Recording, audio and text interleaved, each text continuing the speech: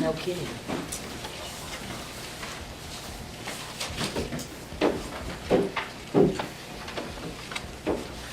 Burl, are you ready? I am.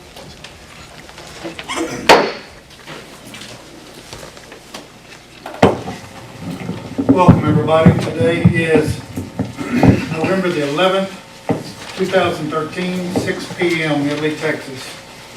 Ms. Murdoch, could I have a roll call, please? Mayor James Hobbs. Here. Mayor Pro Tem Rodney Guthrie. Here.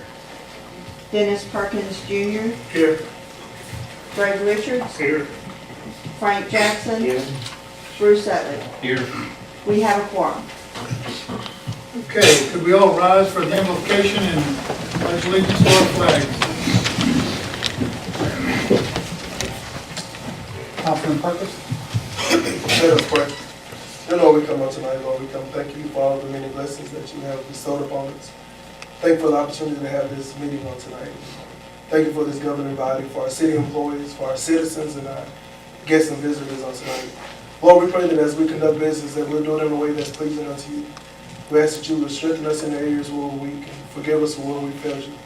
Also, we want to ask, Father, that you would just bless, even with the tragedy that happened in the Philippines, Lord God, that you would continue to touch them.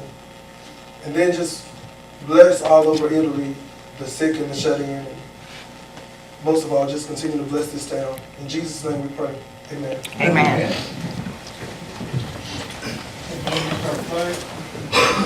I pledge Pledge allegiance to the flag of the United States of America and to the republic for which it stands, one nation, under God, indivisible, with liberty and justice for all.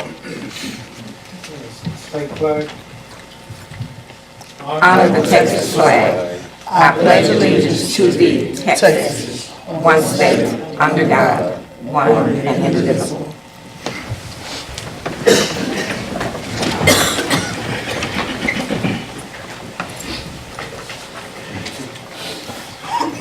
Good evening, everybody.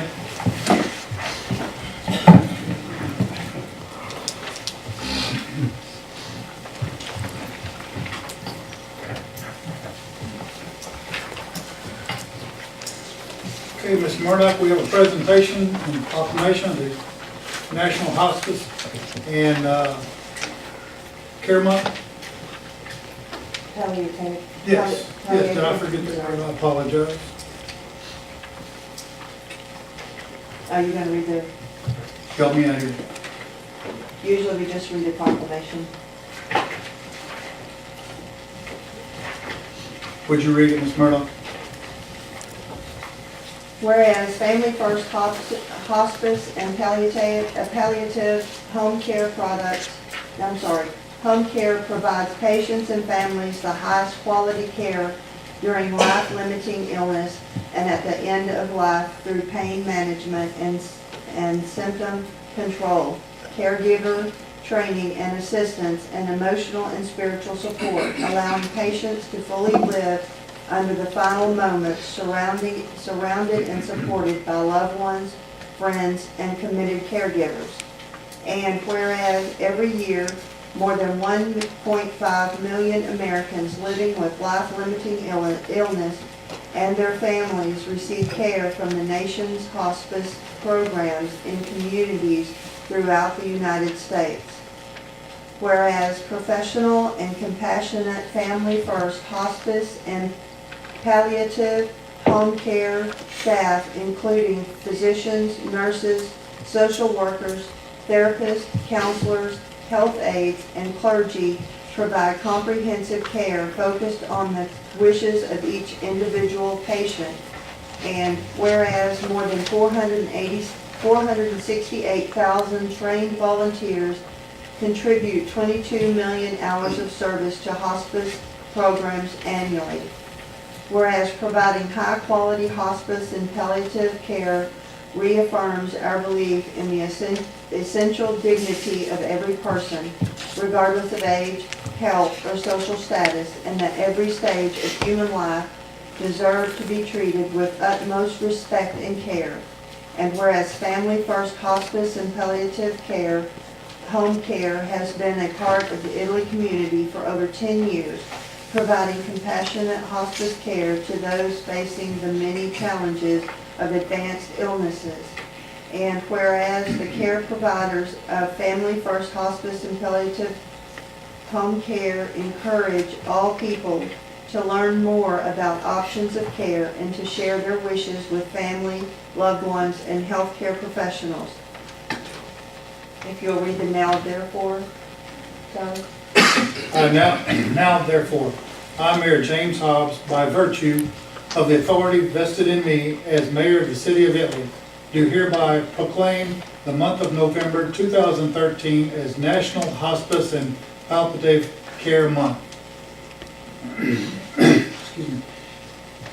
In the city of Italy, Texas, and encourage citizens to increase their understanding and their awareness of care at the end of life, and observe this month with appropriate activities in this program. Thank you.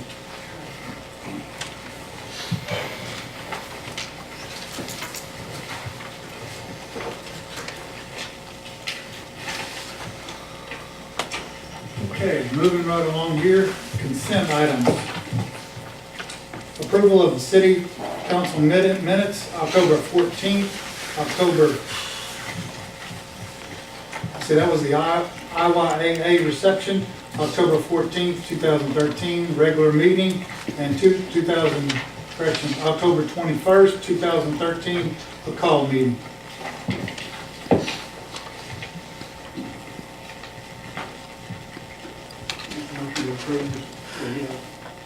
Minutes. Okay, I've got a motion for the approve the minutes. I second.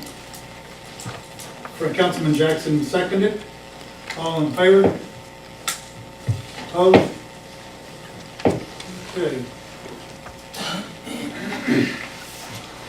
All the minutes are approved. Approval of bills. Make a motion, we approve the bills. I have a motion to approve paying the bills. Councilman Utley seconds it. All in favor? Okay, any opposed? None?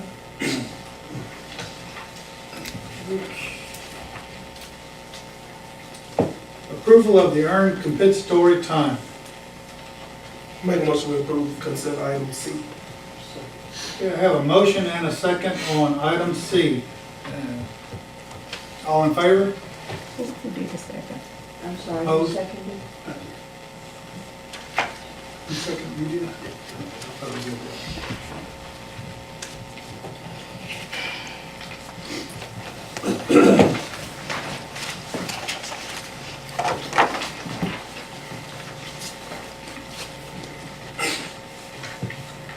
Ms. Murdoch, you ready for citizens' comments? Yes, sir. Okay. Citizens' comments? Who's got the list? Harry Jackson.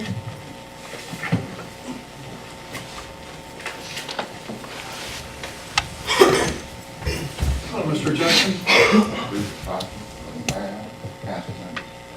I'm here on situation of surrendering my phone.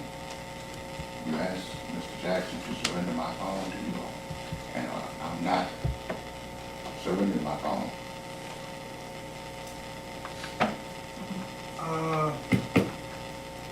Know anything about this? apologize, Mr. Jackson, we don't understand or know anything about you surrendering your phone. Well, Councilman Jackson They didn't got phone, his so I got phone. phone. This is his phone. So I got him a phone. Yeah, I had this is an his extra phone. one. Okay, And I was using his I phone. don't surrender it. And they. Okay, well, that's fine. That was an open record request to ask for my phone. And I told him, I said, Oh, this is okay. not my phone. This is under the Open Yeah. Records Act, right? Yes. Okay. This personal stuff here, that's mine, I don't surrender. Okay. Thank you for your comments. Thank you, Mr. Jackson. Thank you for your time. Who's next? Elmerine Bell? Mr. Mayor, Council, thank you. I respectfully request to reserve my comments to after your resolution of item V on tonight's agenda. Thank you. Item B, boy. V as in voice. Okay.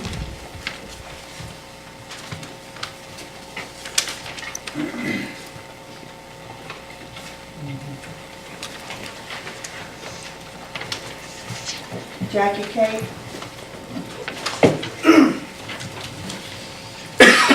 Mayor, How you doing? how are y'all? Fine, and you. I just want to remind you of an agenda item that has been tabled for 60 days.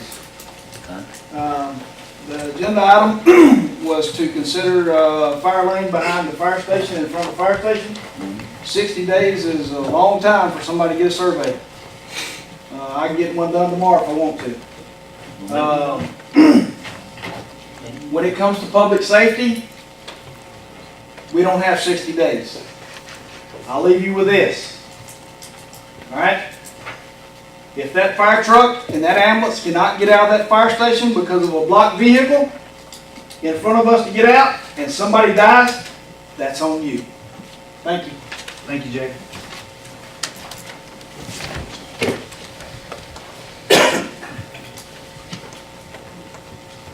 William Dillinger? How y'all doing tonight? It's mostly, I got a question for Chief Hill. Chief Hill, last week, you took an extended lunch, right? I have no idea what you're talking about. It was either Wednesday or Thursday, something about your wife got an award, you had to go, and did you drive a company vehicle up there? Or the I'm city not, vehicle? I sure did, yes. Okay, and then you came back in the city vehicle? Yep. Get back to So, work. you used the city vehicle for personal use to go see your wife, went on award, and you came back? This has already been addressed by the city council about my usage of the patrol vehicle when necessary. Right. Well, it's still personal use of a city vehicle. And it's been sanctioned by the city council at least a couple of times already. Okay. Well, I Thank just you. want to know. Thank you.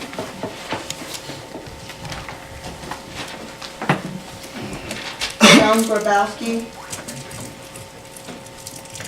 I would just like to say that I would like to see at least one or a couple copies of the packets that you get put out here on the table so that we can see, you know, the information that you see that we don't, like when you have ordinances that you're considering passing and stuff like that, you know, because we have no idea what you're looking at. Ms. Kowalski, is there not any, are you talking about the whole notebook, or are you talking about the agenda items? No, like the packet of information that you get, and I think the Neotribune has given a set of it, you know, and I would just like to see it out here so that the public can have something to look at. I think we'll work on that, Ms. Kowalski. And then my next request is again to request you to pass an ordinance that limits terms for city council and mayor.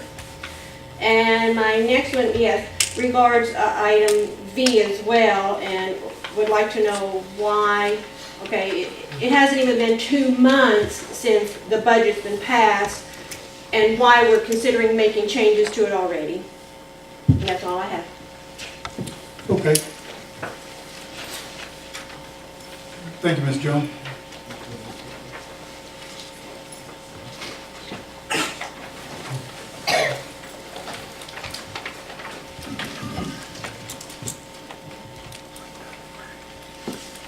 Devin Green?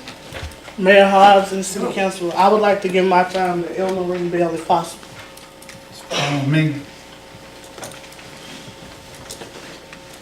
And then Dan Plotz? Well, I put it down because I didn't know how I was supposed to do it. Okay. I'm on later on. Thank you. That's all.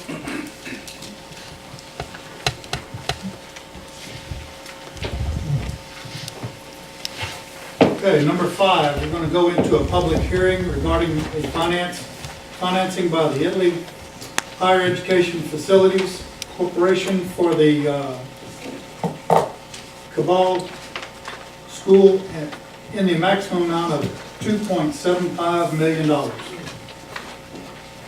Can I You may approach. reach the Yes, sir. council and people? Mayor, my name is Dan Flights, and I'm a lawyer in Waco, and I worked on this financing, and we've done these for about 30 years. And I'm not sure which way to face, but cities can create corporations to help other things borrow on a tax exempt basis. And one of those is nonprofit schools, okay? So when they want to borrow $2.7 million, these corporations like you have here in Italy can help them lower the interest rate on that loan. So that loan, instead of being at 4, might be at 3%. And on that much money, that saves them a lot of money. The federal law that governs this part of these deals says we have to have a public hearing after notice in the paper. We put it in the Waxahachie Daily Light on October 25th. And this is that hearing required by law. This is a nonprofit school. It is not a charter school. It is a private school. It's not a religious school. It's a secular nonprofit school in Austin. This is for their kids that are in that school that are from 18 months old, which is obviously pre-K, through 5th grade. They have about 300 students in those grades. They hope to borrow this money in December. Real quickly, the only reason that y'all would be interested in helping some school down there is that there is a $5,000 fee that they have agreed to pay to the city for your help in lowering that interest rate. There's no liability to the city, okay? This is not a debt of the city. The corporation that met earlier has what we call limited recourse liability. That means they're liable to pay, but 100% for money provided by the school. So the corporation doesn't have $2.7 million. The bank can go loan that money. The only downside is that this takes $2.7 million, $2.75 million out of your ability as a city to borrow from a bank tax exempt in 2013. That's a lot to keep in your mind. But every year you get a new $10 million free. It's not the federal government doesn't hand you $10 million. It's just a law that says you can do these things. And if you were going to borrow more than $7 million tax exempt here in Italy in the next 2 months or in the first part of the year, you would not want to do this. But I talked to Terry and understand there's plenty of room to take this deal in and not hurt the city. And in exchange for that, you get $5,000. In the meeting earlier, we talked about how that we have 6 or 7 cities we work with. We hadn't been here in 2 years, but we are back now. Terry's been very helpful to help us get here, and the fee is something y'all could use. So no liability. We do all papers. Loan should close in December, and I'd be happy to answer questions of the council, and I don't want to take up too much time. What have y'all done in the past? Well, I cannot recall the ones we've done up here before, but I'm sure we've done several. And it started out with Citizens National Bank in Waxahachie, and then, 5 or 10 years ago, they kind of backed away from here a little bit because I think y'all borrowed money from somebody else and paid them off, and they didn't want you to pay them off. And we've done this, Mayor, probably 3 or 4 times here over the years. I just can't remember the names of the schools. I don't remember. And help others. We can help hospitals. Do you recall how much fee they paid the city to? I think this fee is pretty much in line. I don't remember that, but I think on a deal this size, this is probably a pretty good fee. This is probably comparable or a little better than we normally would get. Councilman Jackson, do you remember what they? This is 25,000. That's what I was thinking too. No, that's not right. Yes, it is right. Well, let me back up. You might have gotten that from Citizens That's what I'm National saying. Bank We used to get 25,000. for the whole year Yes. from the bank, and then I think the bank cut back on that. They did 10 or cut back. 15. That's why I said we used to get. Yeah, I'm sorry. 25,000. Yeah. But on a per deal basis, this is a pretty good deal. Our last one that we did 2 years ago, I think it was $2,500. Excuse me, sir. What if they, so long story short, they're asking to use the city's credit. No, not at all. They're asking to go through a corporation the city has created separate from the city to drop the interest rate on the school's loan, but the city's not liable one penny on this loan. It's not Okay, the so city's if- credit. It just drops the interest rate on the loan that a bank in Alabama called Regions Equipment Finance Corporation is making to the school. So if they debunk their loan or they don't make their payments, it doesn't affect us. Not a bit. No, they are. Good deal. No. No. Thank you. That's a great question. Fiscal year begins January 1st for everybody. Right. So you get a new 10 million, and I apologize, Mayor, I was too snap judgment there. Yeah, you get a new 10 million if you were following that. 10 million every year. So all we have is 2.5 months or so. Yeah, until you start over the plan. So you lose your basic ability to do a big tax exempt borrowing between now and January 1. They not, when you shake their insurance, they go still there. Did they have a recommendation? They approved it.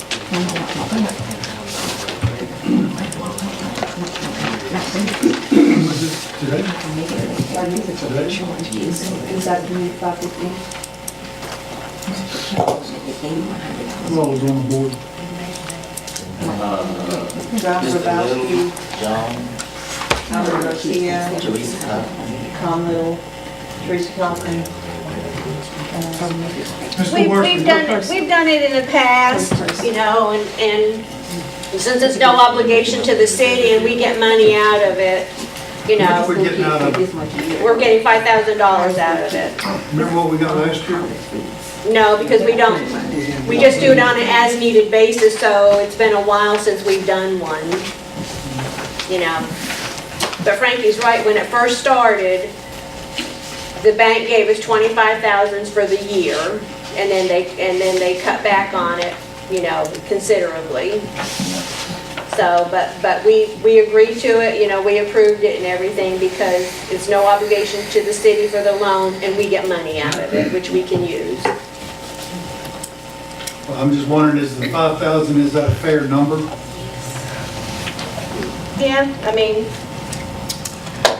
It is, it's a fair number, Mayor, and I wish you could sit in my shoes, because what we have is we have 7 of these cities, and the other 6 have filled up this year. We've had a lot of these deals, and this is very comparable or even a little better on the deal this size. And if it was, 9 million, we might get 10,000. We've got one in. How much was it whenever Councilman Jackson was mayor? Well, I think he was talking about 25,000. That is right, and I didn't remember that right, and I snapped too fast. At one time, the bank in Waxahachie basically gave y'all money every year and just bought your whole year. And said, we'll do all our deals with you, we'll do deals here, but you got to reserve them for us. But I think that deal may have ended, I'm not sure about that. Go ahead, Councilman. When we first started, we could do 2 a year. So we got $50,000. And then, like he said, when we built the sewer plant, we borrowed money from CNB, and then we decided if we could get cheaper rates from First Southwest. So we decided to tell CNB that we were going to go with First Southwest, and it was like you said, it was a problem. So we didn't get any more. And when we started to get them again, we were just getting like 5,000. And you are right, we were getting like, if we had 2, we got $50,000. If we had 1, we got 25,000. But we were doing it with CNB. We're not doing it with CNB anymore. We're doing it with, this is a different situation. What was the drastic change for? In other words, from 25,000 to 2,500? Because we were one of the first, what I understand, we were one of the first ones in Ellis County to have a higher education board. Then I think Milford and Mayfield started having, then the other towns started having higher education boards too. So then that's when the price started going down. Thank you. We were one of the first ones to have a higher education.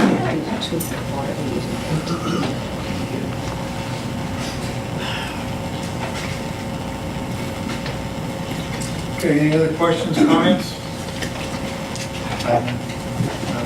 Councilman Richard? Thank you. Thank you, sir. Okay, that concludes the public hearing. Department reports, police department.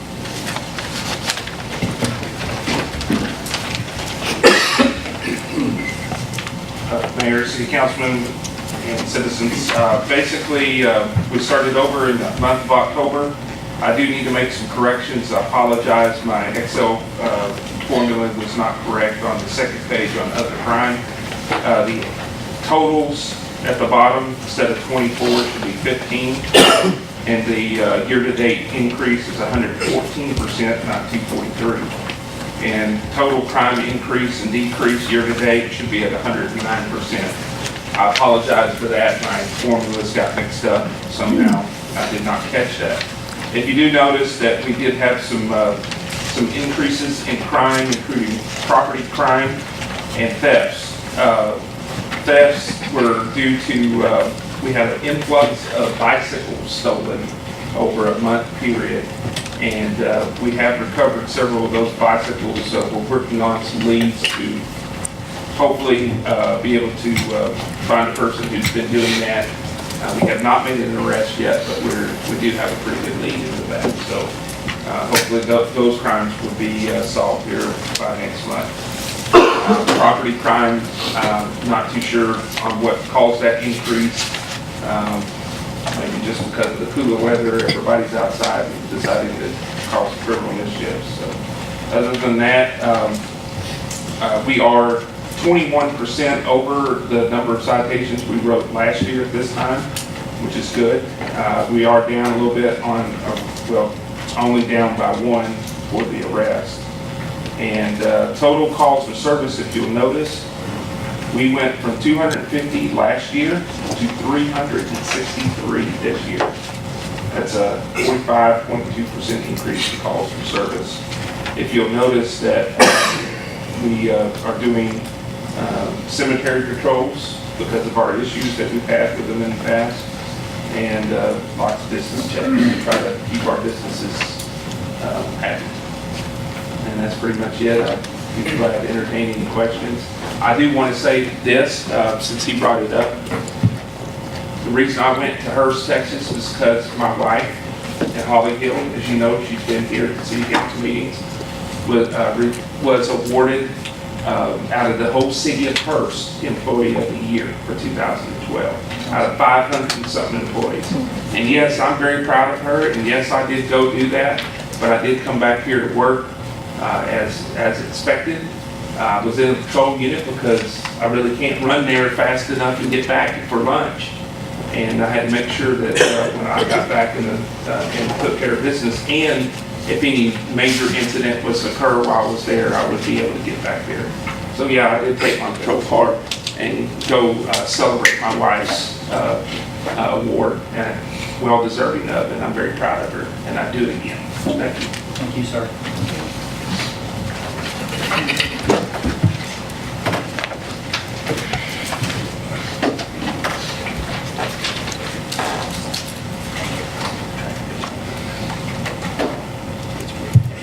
Public Works.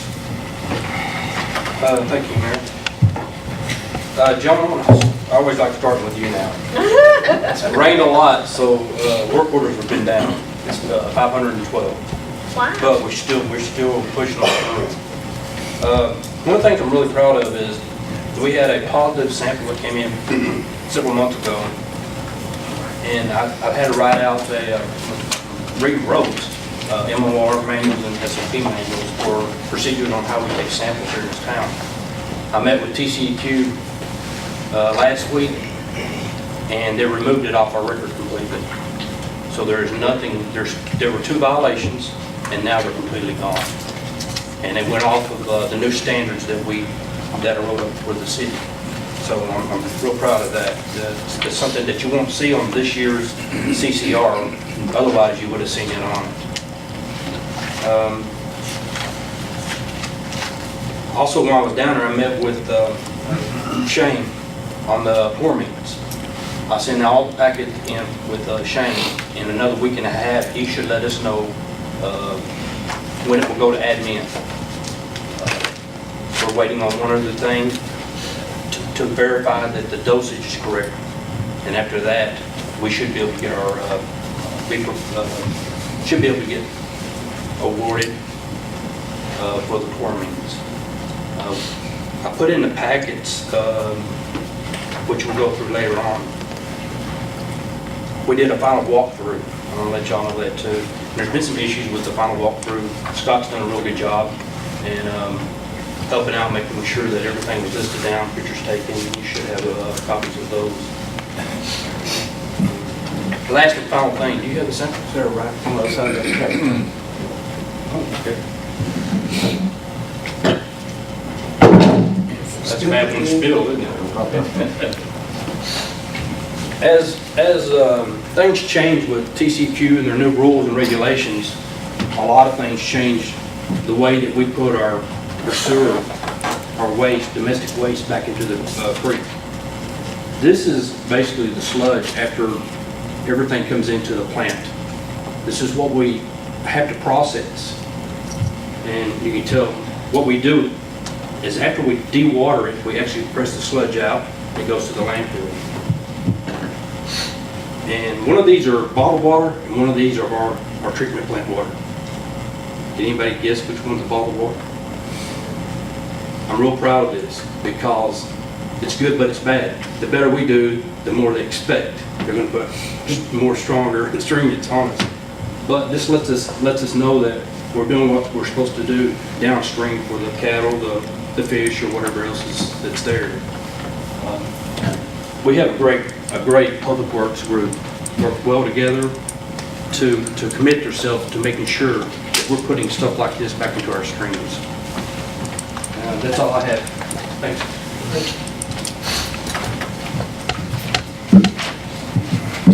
Next is fire department report. Don here?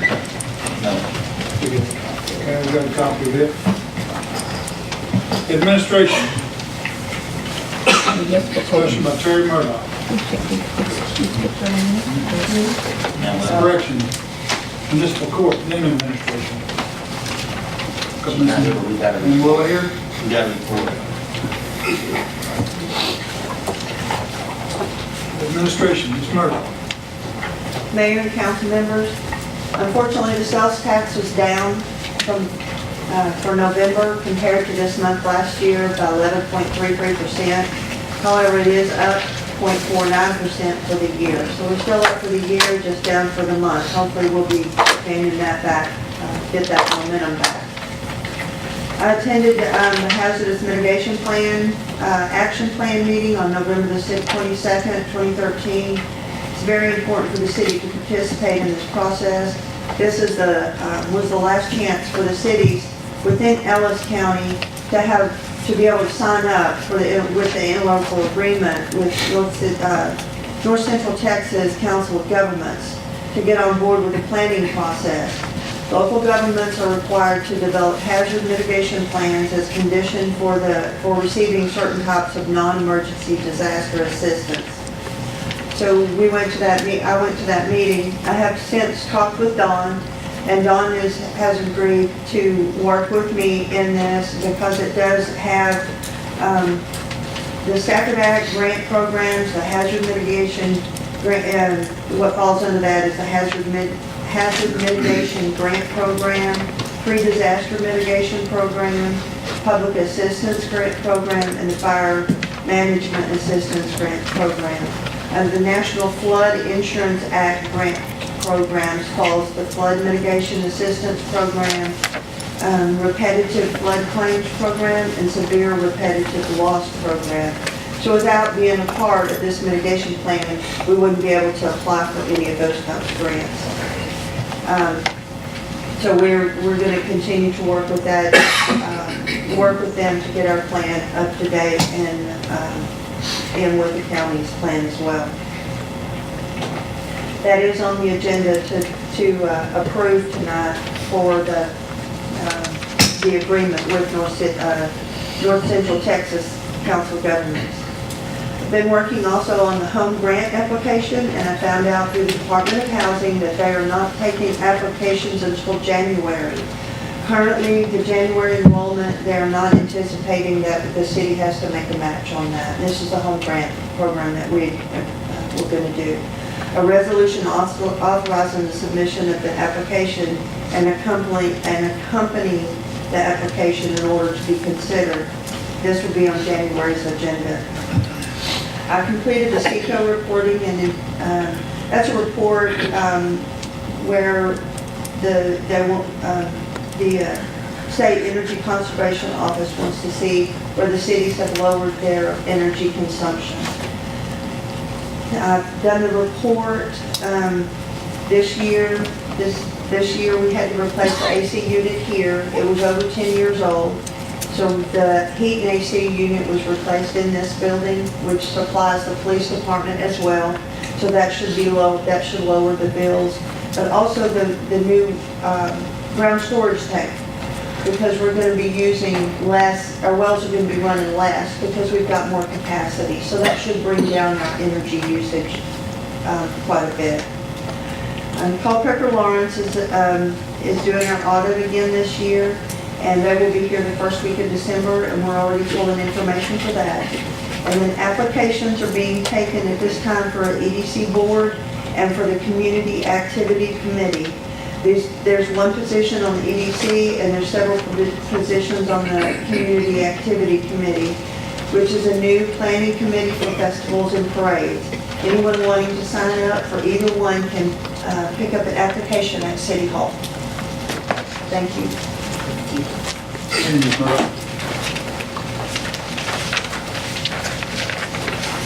All right, we're going to go into regular session. Number 1 is discuss and consider necessary actions regarding the adoption of resolution number 131111-01, a resolution of the Italy City Council approving a financing by the Italy Higher Education Facilities Corporation in the maximum amount of $2.75 million for the benefit of, how do you pronounce that word? His name? Cabell School, a nonprofit school located in Austin, Texas. The debt is not a debt of the city of Italy, Texas. Okay, we've had a discussion on this. I'm going to move to approve the resolution number 13-1111-01. Second. I've got a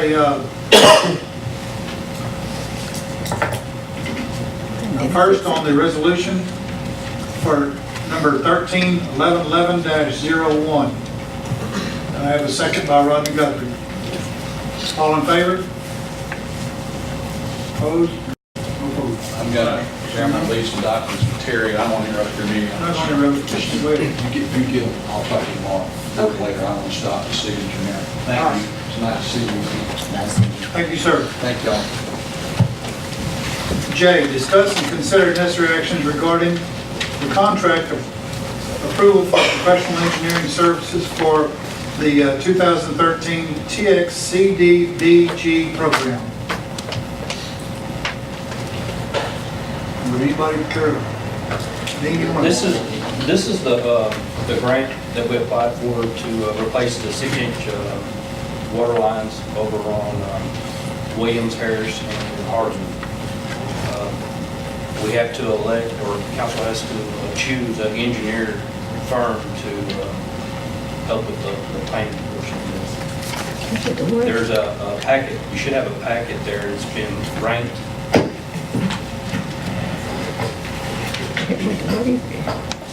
This is one for KSA.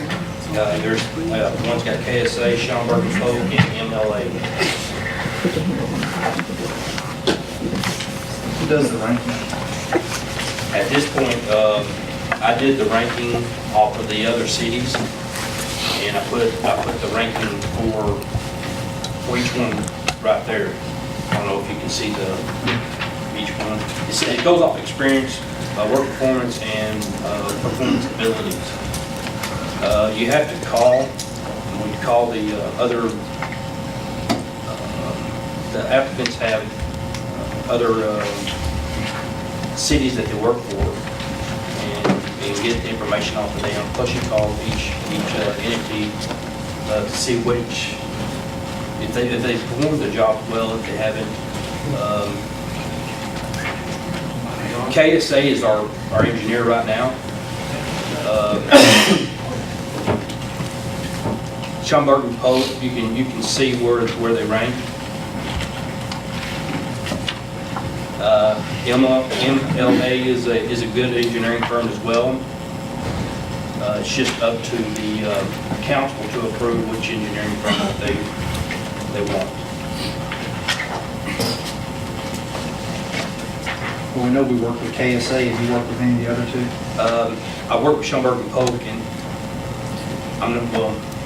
it didn't turn out good. Let's just put it that way. I worked with them since 2000, off and on. MLA I have not worked with, but they were spoken real highly of, from Palmer, Texas to Leonard, Texas, real highly. They're for small towns. For small towns? Yes, they're a small business, they work hands-on. KSA, obviously they did our 2.6 bond for us. Done fairly well with it. Scott's been there answering my questions anytime he emails.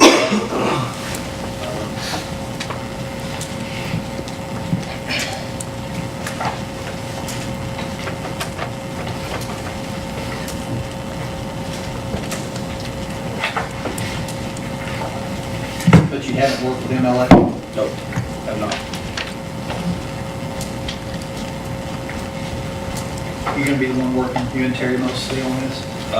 With them? Correctly, yes. Tim Glenn Denning is the grant writer, and the engineer will submit a request back through Tim, and Tim will get with Terry, and then they will get the checks or get the submittals to y'all, so the mayor can sign the checks. Prior to all of that, then I will oversee the project and make sure it's done properly. I will sign off on that portion of it, and then we'll go to the engineering to Tim Glenn Denny, and from Tim Glenn to Terry. Do you have a preference? Not really. I mean, both of them have they come highly qualified, both of them. Yeah. It's entirely up to this council. For me to actually say, I want to choose this one, it's kind of unethical because I've worked with them. Well, you haven't worked with MLA, so that's why I'm trying to get some Yeah. history as far as what you have worked with. I can tell you that because I haven't worked with MLK, I can tell you, talking with the Palmer for one, Okay. that this company will come out and they are very hands-on. The owner of the company will come out and is very hands-on. They've had them for 9 years. Leonard's had them for 12 years. So they've been around for a while. Obviously, KSA is a very large firm, all the way from here to Houston, over 100 employees. How many employees do y'all have now? Over 150. Over 150 Different employees. So there's a lot of experience there. We haven't had any trouble with the project then? Yeah, just small things that we can correct. I don't foresee any project going real good. I mean, without a problem. This is a lot smaller than what y'all just finished up. Yeah, a lot smaller. This job will be done very quickly. And this will be an in and out project. What's the total on this one? 275. 275? Not only with that, which I talked with Tim Denning and with the engineers on both parties, that when we do our match, we want to try to utilize the city as much as possible. So if we can put in 4 fire hydrants to help offset some of that match, the city's match, then we want to do that. And the engineers have already said that's a little thing we need to look into.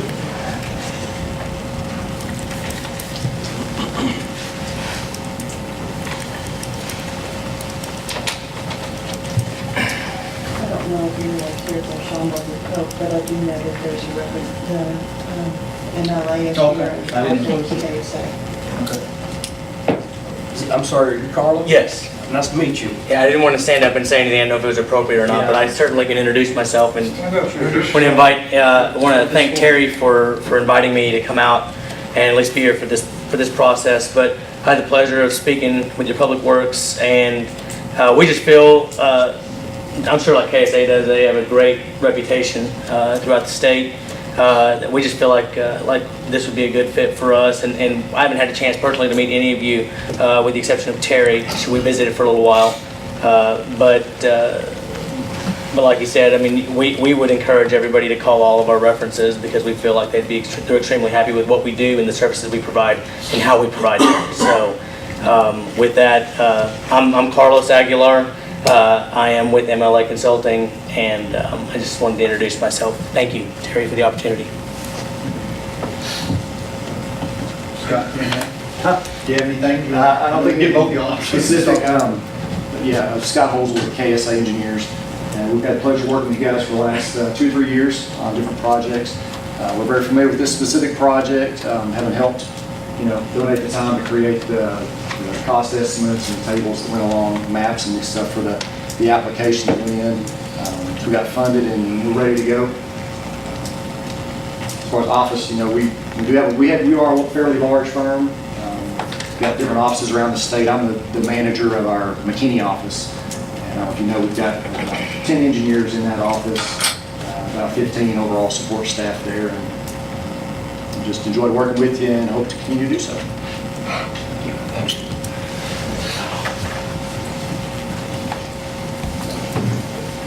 Is that the only two that are here? Yes, Alan Ross did not show up tonight. Alan, are you here? You worked with him before? Oh, yes.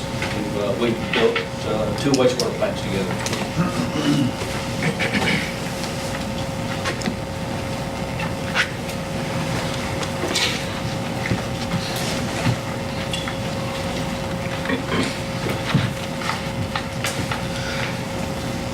I think both of them on the point scale, they come highly.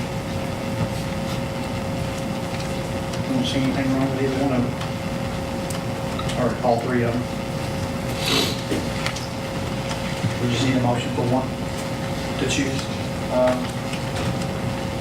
My personal opinion is KSA's already been on board with this project, and we've got some things going. I'll make a motion to go with KSA. Got a motion on the floor for KSA. I'll second. Councilman Perkins seconds, KSA.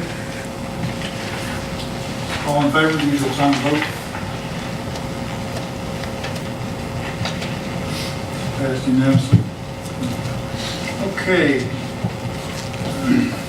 Okay, discuss and consider necessary actions regarding a request from the Italy Operate to build an extension to the stage at the community center. Anybody here from the Opry? Don, no, They are not, Don has been out of town today, probably, I don't know that he got back this afternoon. There is a drawing on the, yeah, that's what we talked about Friday. He didn't sound silent.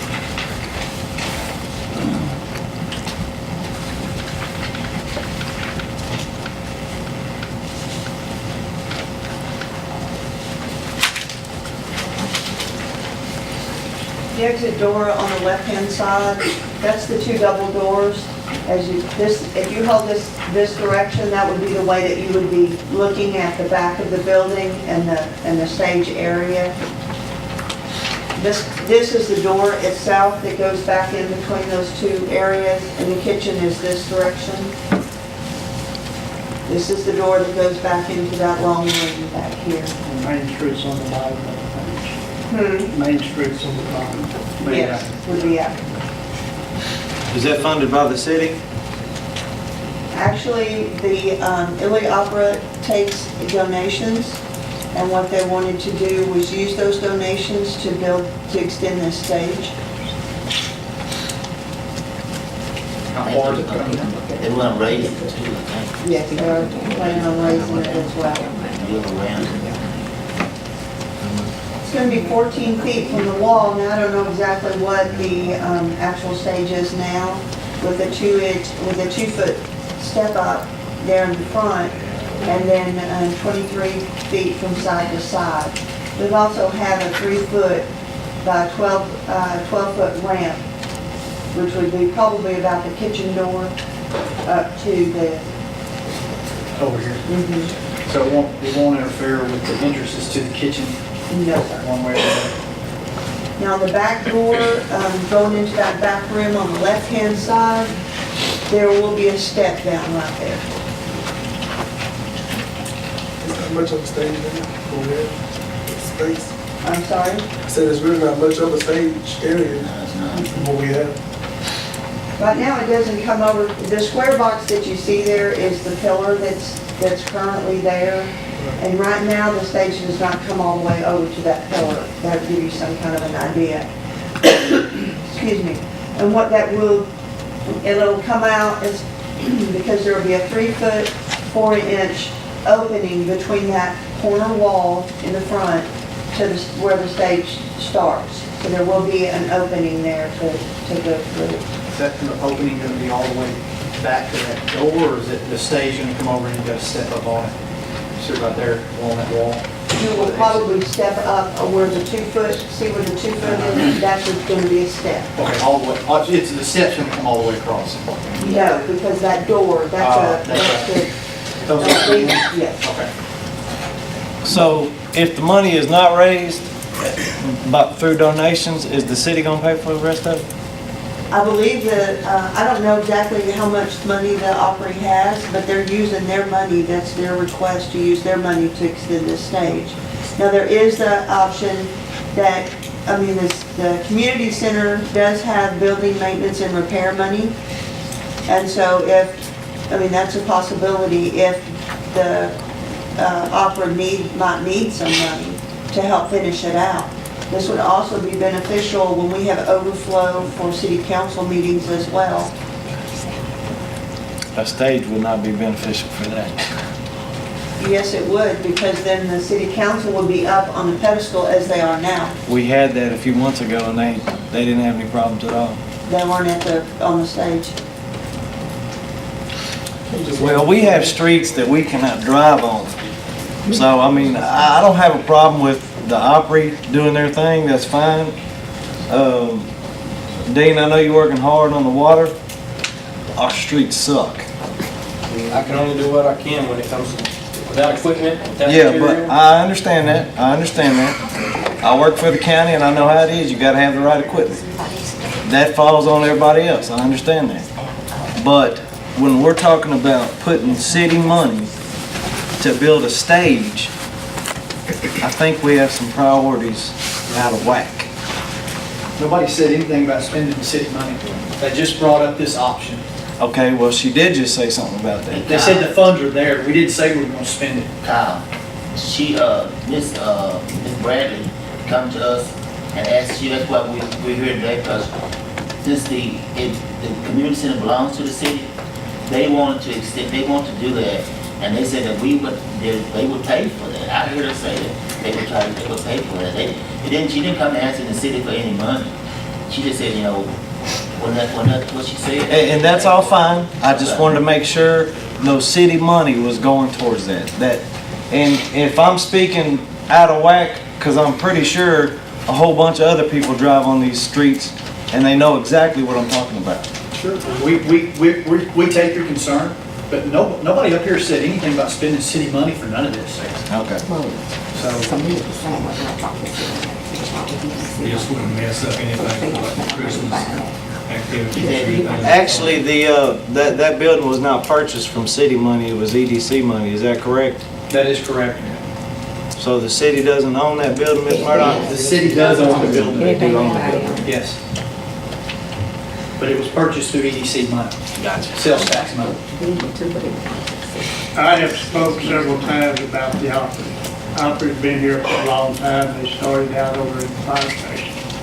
When they moved to the old city hall. When right before they had to quit because the building was condemned, those people came down on Friday before they operated on Saturday to practice. Well, they spent all their practice time repairs, ceilings, tiles falling, bathrooms about to fall through. They spent their own money to fix the building up so that they could have a place to entertain the people that come to see this. Just the other night, they gave a donation to the Italy Ministerial Alliance to help buy food for Thanksgiving. These people are not bad people. No, and I'm not meaning that, Greg. I know, but I'm just saying, you know, I understand right now everything is touch and go. Everything is tight. And I agree with the streets. I would drive the streets just like y'all do. But don't condemn these people because they want to do something to help the city. Right. That's all I'm saying. Yeah, and I don't have a problem with that at all.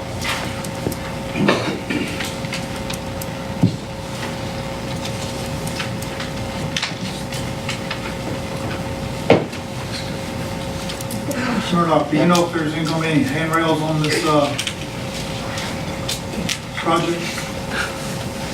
I do not.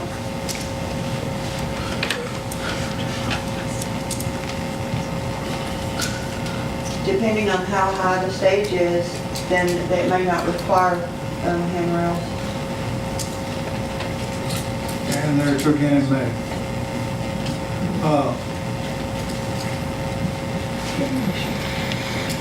This 2 foot, is this 2 foot in the front there?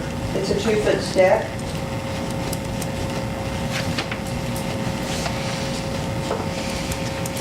But it's a 2-foot step up and then up to the stage. Helps you get a little higher. I'm assuming, and I now may be completely wrong, that it's going to be a 4-foot stage with a 2-foot step. Let's go. 4 foot off the floor, off the ground. Off the ground. It's gonna be it's gonna be a ramp right here. You see that on the back? I'm sorry, I don't know how, 2 foot. it's not. It's a 2-foot landing on that. Well, I was gonna say, I don't think that the ceiling's Yeah, gonna be. I'm sorry, I don't know how tall it's going to be. When's the operating meeting? They won't be back until January. Who did this drawing, if you don't mind me asking? Don Chambers. Don?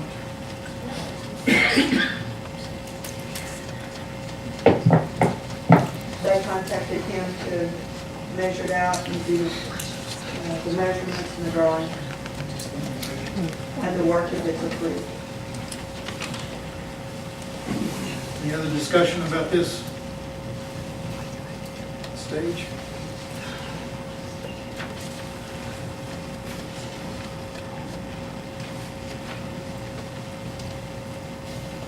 No, I don't have anything.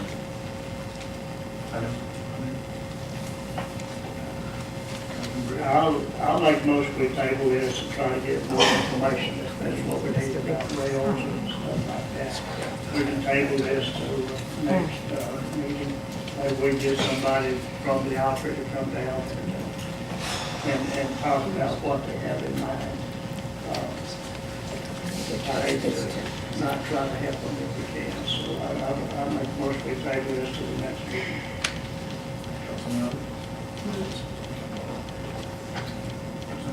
I've got a motion on the table to table this.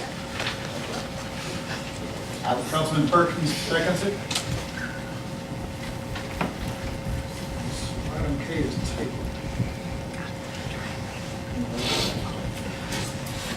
All in favor of tabling it?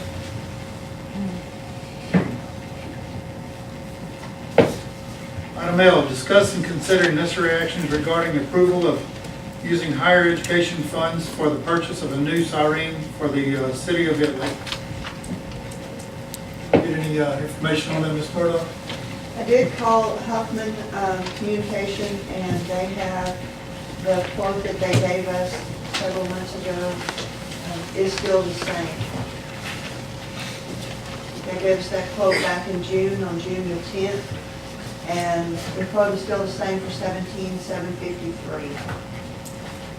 Currently, there's $12,181 in the higher education fund. And with the approval of the resolution earlier this evening, that'll put another $5,000, bringing that total to $19,000. Higher education did vote on that, and they did vote to approve. 17. That's deal with that. Terry, you said with the 5,000 they're giving us, it'll bring that total to 19,000? I'm sorry, It'll be 17,000. 17, little over 17. A little over 17, because you said 19.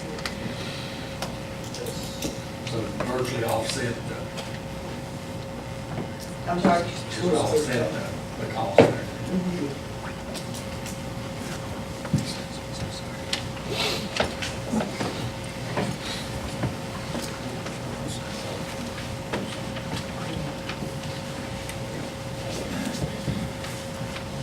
Those funds are available to do that.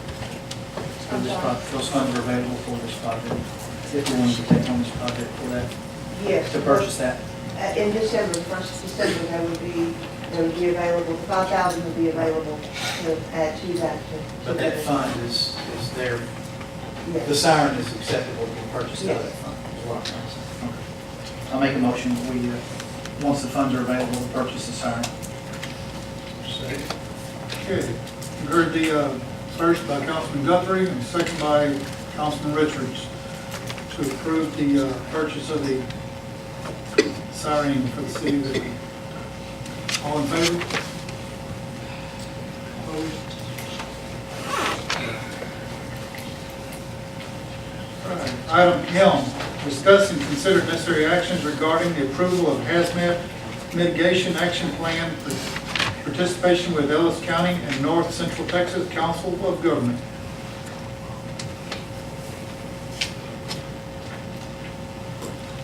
This is the agreement that we had just, that I had reported about in the administration report.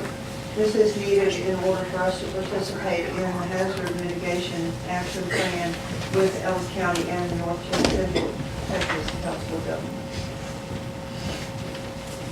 Is there a cost factor in this, Ms. Norton? There is a cost factor. The target amount from the county is $17,650. However, that is a match, and it's all the cities that participate. Any hours that we use going back and forth to LS County, any hours, time spent for administration also goes against this. There's as far as our targeted match. So it's not actual funds out of pocket. It's done with our match, with our time and effort that we put into it.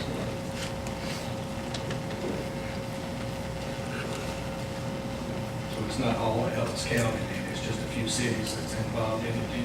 It's Ellis County, Waxahachie, Midlothian, Palmer.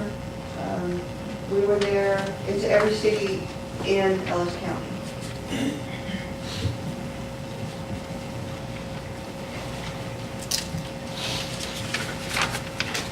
I'll make a motion to approve the hazmat migration action plan participation. Okay, I've got it on the table for the approval of the hazmat mitigation action plan.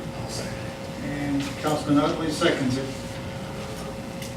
Okay, all in favor? Yes, motion passed. Excuse me, Mayor. Along with that mitigation plan, you do understand that we are NIMS compliant as a city. The what? We're NIMS compliant, National Incident Management System compliant. With that, you as the emergency management coordinator, as the mayor, must have incident command system classes 100, 200, 300, 400, 700, and 800.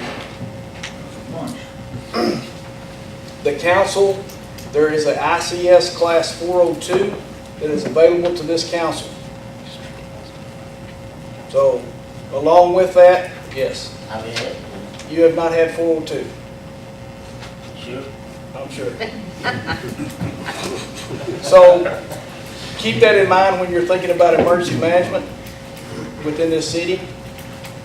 That you as the emergency management coordinator, or emergency management has to have that. You can appoint an emergency management coordinator, but you still have to have those classes. Okay. 100, 200, 300, and what? 400, 700, and 800. Jackie, if I'm not mistaken, the 300, 400 is classroom only, is that right? 300, 400 are classroom only. The 100, the 200, the 700, the 800, you can get online. 402 also, or is that? 402 is a classroom only, it's a 2-hour deal, which also the Italy School Board needs. Okay. It's basically a 2-hour class that allows you as a council to understand what's going to happen during an emergency management situation. You're an instructor in that, correct? Yes, I am. So I just have to have one more class, right? 402, yes. Is that something that we can coordinate with the school board? We could probably coordinate with the school board, and we could probably have one class where everybody could do like a 2-hour session where they get that class. What's our time frame for doing it? It's up to y'all. Okay. But to remain NIMS compliant, you need those classes.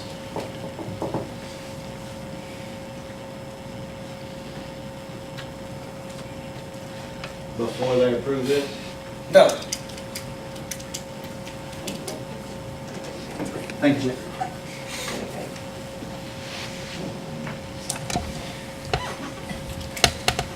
I think we already voted on that. Moving on to item N.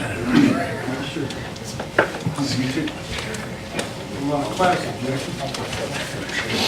Discuss and consider necessary actions regarding the appointment of Community Activity Committee.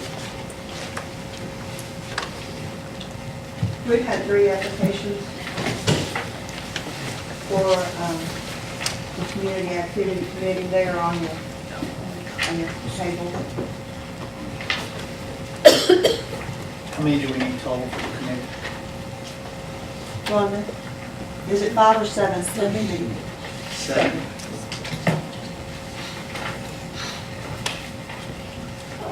We can go ahead and approve the 3 that we have at this point, or should we wait till we get 7, or? What we're hoping is that we can get just some volunteers to go ahead and so that we can start planning for the Christmas festival. Okay. It's not very far away. We won't be able to actually have a quorum established or have a forum, but we would be able to proceed with it. Please get the planning part of it. Have we contacted the other people that were on the Parks Board? See if they're interested? Did we do anything on our behalf? We put out to the public in 2 different places. Because we did not. We put it on Neotribune, and we have put out, I've talked to several of them, and they do not wish to. Okay. Item N. I'll make a motion, we go ahead and adopt, or appoint the 3 that we have: Christopher Baker, Joseph Barnett, and Christina Ward. Okay, I've got a motion from Councilman Guthrie on the Community Activity Committee, and a second with Councilman Richards. All in favor? Opposed? All right, pass, Ms. Murdock. Item O, discuss and consider necessary actions regarding the resignation of EDC Corporation President Mark Stiles.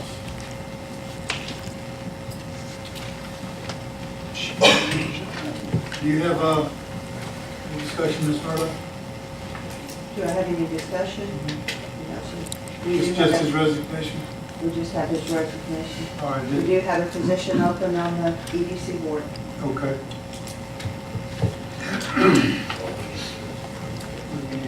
What do you need to just accept it? Just accept it. Make a motion to accept. All right, I've got a motion to accept the EDC resignation of Mark Stiles. And Councilman Perkins seconds it. All in favor, usual sign? Usual I'm sign. sorry, I couldn't hear you. All right. Okay, opposed? Carried. Item P, discuss and consider necessary actions regarding the approval of the administrative services agreement between the City of Italy, Texas, and the Italy EDC Corporation. Let's discuss that. You want to discuss that? Tell the citizens what that is? This is the agreement between the EDC and the city council to pay for administrative services. Is that the city, that's the city administrative fee on the EDC? Yes, sir. In the amount of? The EDC pays the city $800 a month. And what does that include, Ms. Murdock? That includes me attending any of the meetings that they have and also doing the financial minutes, reports for the EDC. Okay.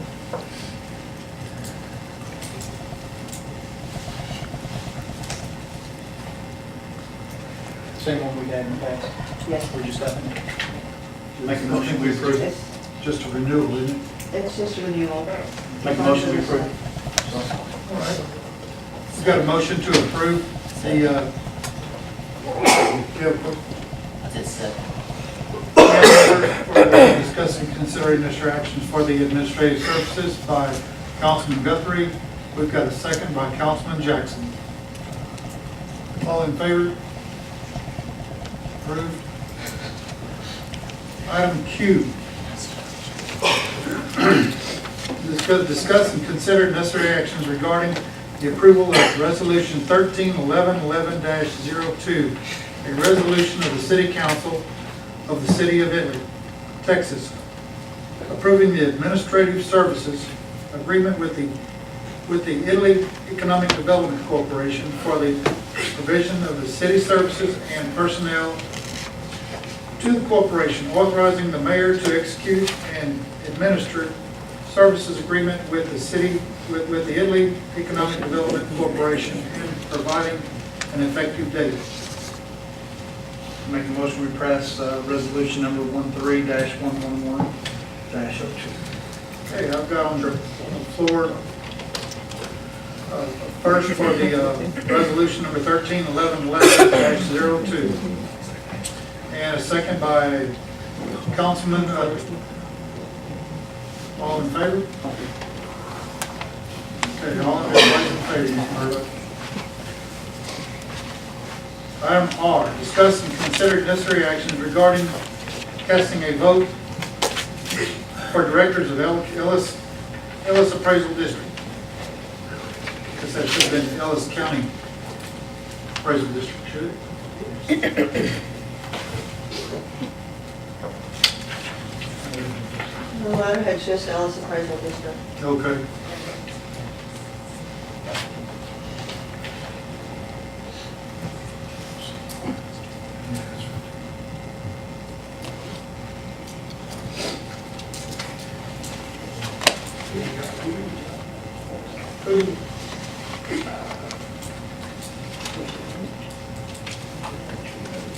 Kathy Ludwig did call me a couple of weeks ago and said that Tommy Hamilton needed our vote if we didn't already have someone in there. Who'd you say? Tommy Hamilton. Who we voted on last year, are they on this list? I have no clue. No.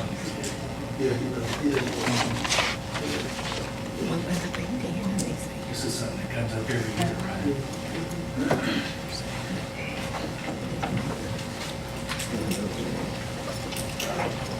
Tom, you were on this board, weren't you, at one time? Yeah, yeah. You know, our number of votes are so infinitesimal that it'd be like nothing, so approve anybody.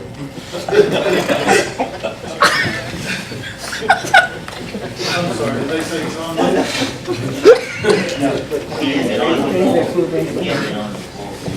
I was just messing with you. Messing with you. Most we get our votes to Tommy House. We've got a, on the floor for a vote for Tommy Hamilton. Second. I hear a second from Councilman Guthrie. All in favor of Tommy Hamilton? Unanimous, Mr. Murdock. Item S, discuss and consider necessary action regarding the approval of Resolution 13-1111-03, a resolution of votes cast to elect directors for Ellis Appraisal District for the year of 2014 through 2015. I make a motion that we approve resolution number 13-1111-03. We've got on the floor first for the approval of resolution number 13-1111-03. And Councilman Richards seconds it. The resolution number 13-1111-03. All in favor? Okay, it's passed, Mr. Murdock. Item T, discuss and consider necessary actions regarding the approval to the repair of the 200,000 gallon storage tank and choosing a vendor for bids submitted. There's some documentation on this. You should have some bid forms in front of you. Should be 4 of them. One came in late from the other 3. That one is the low bidder, but it does not have the 140. Whenever you sandblast this metal back down to white, the seams is where it'll rust out first. So you actually want to coat those seams with a different paint, and it's a 140N. It's anemic, and the low bid does not have that in there, nor does B and T. I was under the impression that this, when's the closeout date of this? Bid closing date? Actually, we never did have a closeout date because we never determined when we were going to actually approve this. So, up until right now, if somebody wanted to turn it in, they could. But the problem that I see is that, there's 2 that can paint it. Boy, so do it like this. MC at $57,000 is too much. B&T at $42,000, they don't even put their specs in it, so it's really not even accountable. Kate's Welding is $38,000, but they have everything in it that's supposed to be in it. And then our contractor that we have now that is working on our bond bidded on it at $35,000, but he did not put in the sealing of the seams. So at this point in time, there's basically really two bids that are only really good, 57 and 38.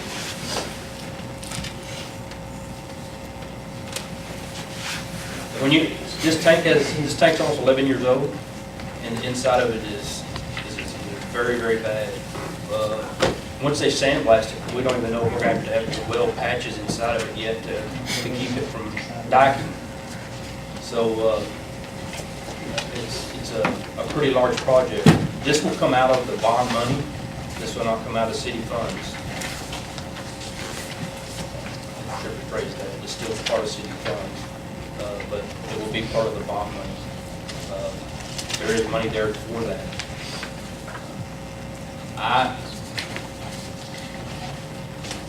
I'll always say, it wouldn't have mattered if we had an engineer that was here inside the city. That'd be the only time I'd ever speak up. But if we have people that are capable of doing a job, that live in the city, and if they're capable and they've done it before, and their clients are happy with them, then we should be able to use them. We should shop Italy first, go back to that. And they have the lowest bid, right? Or next to the lowest. Yes. The Cates have painted the inside of the water tower. They've done work all over around here. From Avalon to Milford to Waco to. Can you help me on Ask that? me. You can't help me. All I on want to know is who's going to be the city inspector, because the last time we must not have one, because we're redoing it now. Well, there will be a city inspector. It is, we'll hire that inspector. The city will hire, the bond will have the funds available to hire an inspector who will gauge this paint, gauge the seams, gauge the paint quality, and where the tannema comes from. All of it will be inspected. Because, yes, this tank should have lasted longer than it did. Dean? Yes. You said that the 38 was their bid, and you also stated that they might be worse off once they get in there and tear it all apart.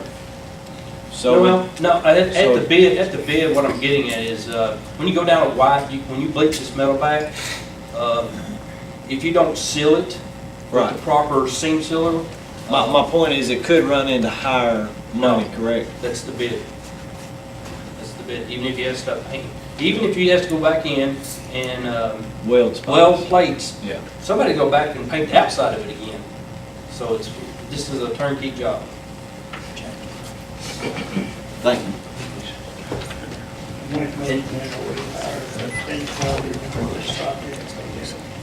Compare the two underground stores.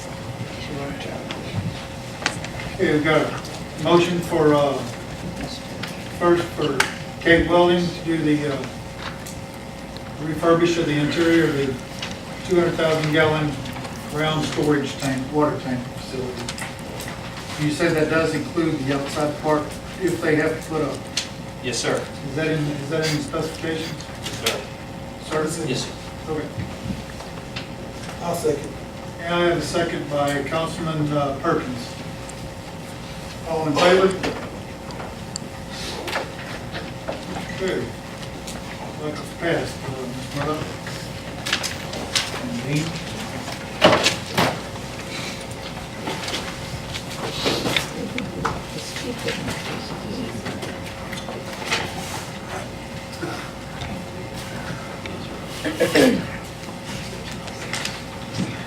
All right, moving on to item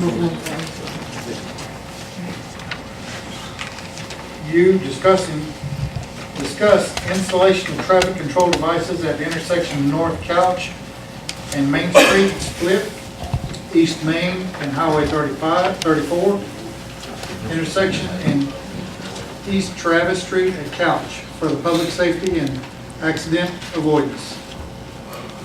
Just go ahead.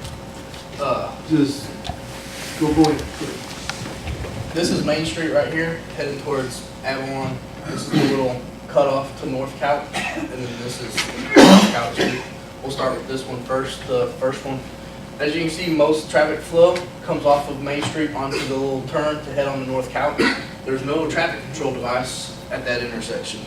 The people that are heading from North Couch towards Highway 34, they can either go straight or take the little turnaround. As the same, as people are coming off Main Street or off 34 to the turnaround, there's nothing that prevents them from making that loop. So at that intersection, there's no traffic control device. There have been reported of near misses of accidents because both people feel that they have the right of way at that intersection. We're proposing that we put a stop sign there. That would be the easiest way to prevent what is to make somebody from coming off of 34 on the North Couch to stop at that intersection. Isn't there already a yield sign there? No. There's nothing. You're on the second one that we're at yields. Up here. That one up there. Up there? Do you need anything? Yeah. Yeah. Right here. Yeah. Okay, put a stop sign there. Yes, sir.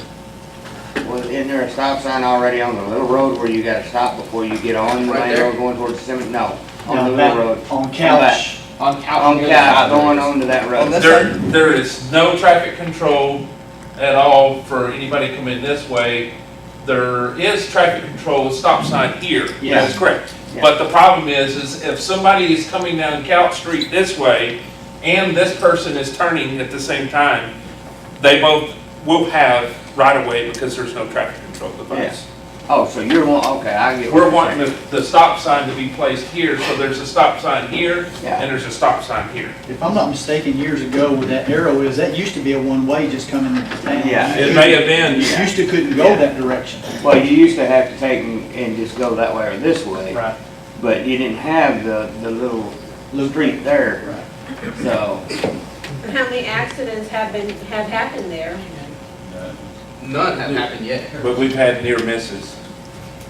There's been several near misses there. I'm even going to my mom's house or going your way, Joan. I've had people come by the cemetery coming that way, and there's no traffic there. If they decide Well, somebody they're don't want to stupid yield. enough to know that if they're gonna cross traffic, that they have to yield to the other car. Well, But you No. don't have to if both lanes do not have traffic control device, then that equally gives both of them the right of way. And it brings us to a liability to the city if we don't put some type of a traffic control device there to prevent accidents from happening. well, instead of putting stop signs, can't you put a yield sign? Because people coming in on that road have been doing that for years, and then, I mean, you're gonna have a lot of people breathing down your neck. And they common sense, if you're driving, common sense, you know that intersection there, if you drove it, and you need to slow down.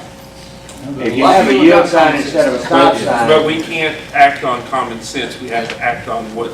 well, yeah, I know, If you but have a if you collision have a there- yield sign, If you have a collision there, the insurance company is gonna blame a 50% fault. yeah, but if you got a yield sign, that's telling them to slow down in that intersection. True. That is a possibility to put a yield sign there as well. Are we talking where the red line is, right there where it comes on the main street? Stop sign right here. Right, there's already a stop sign there, right? There is No, not a it's on the stop little sign. road. There's a stop sign Not over on here. Couch Street, but that other street there. That's for Couch Street. Remember, these are two different roads Yeah. merging together. Okay, so the stop sign that you're proposing would be, On this part here, leading up right before Couch Street goes straight. So they would have to stop before they make this turn. How would we propose striping that street? Striping as in, Striping. I'm not sure. You mean like double yellow line or? Yeah, there's a double yellow line or there's striping in the middle of 34. Almost 98% of our city streets are not striped. Okay, well, The only striping. And you have to striping have will not cause or not change the right of way. The only striping you'd have to have is a white stripe Right, in front at the of the stop stop sign as a place to stop, a point of reference to stop. That's correct. a designated point. That's at every stop sign. would Or there be should be. would there be a stop bar? Same thing? That is the stuff, yeah. But yeah, I mean, if you have the yield signs in there, then that covers the insurance company.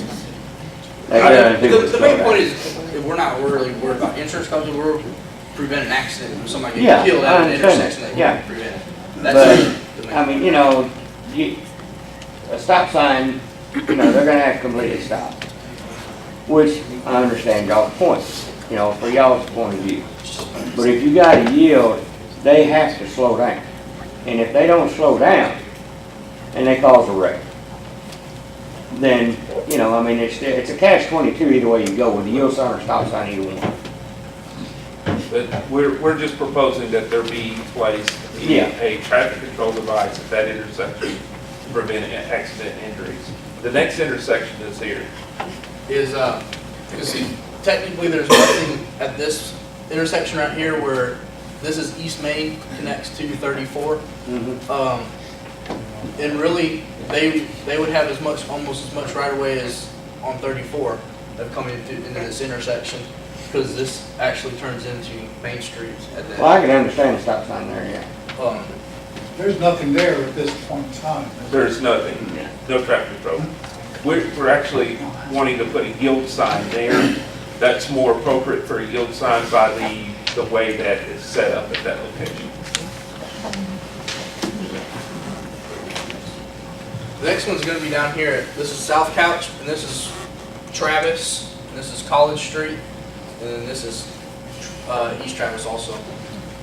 At this intersection, the way the road is kind of paved and it looks like that's one continuous curve, but technically it's really not. This is East Travis, which already has a stop sign right here to prevent them from continuing on this way as the traffic comes through.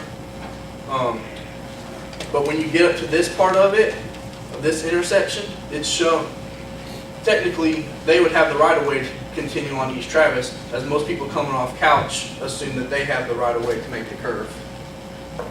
So we're proposing a stop sign at that location to make people stop for the oncoming cars. Which makes sense because it's a T intersection. It's not a curve. The way the road looks is not actually the way the design and engineering of that road was made in the first place. It's a T intersection. It's not a curve. Which one has this straight through? Would that be Travis? Yeah. Travis is straight through? Right. Yes, sir. Isn't the F1? Yeah, it's actually Avalon. You're right. This is Avalon. This is Travis. Which we have the most traffic going through? This long Couch. on Travis, Sunday morning, multiple people were coming into church that morning, coming off there and almost causing accidents. Coming off of 34 from like David's onto Travis, Madeline. There's no. And are they continuing on down Travis? Down Travis to go to church, yeah. Ward Street. Yeah. Well, I'm against the one on Couch Street for sure. And I think you ought to consider then putting a yield sign up there at Couch and 77 because of the majority of those people don't stop at that stop sign. But right now, this is what we're discussing and Yeah, considering. we're just discussing it right now, Ms. Jones. But we'd like, in the interest of public safety, I think I'm asking the city council to make a decision and help us decide whether or not we can put those traffic control devices tonight. I think we need to get with the text dot and see what they propose. Have you already done that? Well, these are city streets. I realize that, but They will not. They won't give No. an opinion? No. This is Well, what a is the, city street. difference From my on traffic code? understanding that TxDOT is involved in streets that abut state highways, so that one that you're proposing up there on, down here at the corner, the second one, it abuts the state highway 34, so you would have to get TxDOT approval. No, it's actually, the street is Main Street, which is going onto 34. So we would not have to get approval. We're just leaving it up to city council. I mean, after discussing this tonight, unfortunately, if someone was to have an accident at any one of these intersections, it would put the city at liability risk. The solution to the whole thing for everybody to move west of, Can I just ask how much per sign it would cost? That would be.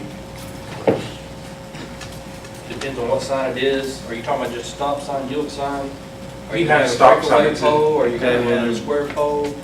You have stop signs and, You know, we're out of stop signs, but we do have poles, some poles, square poles.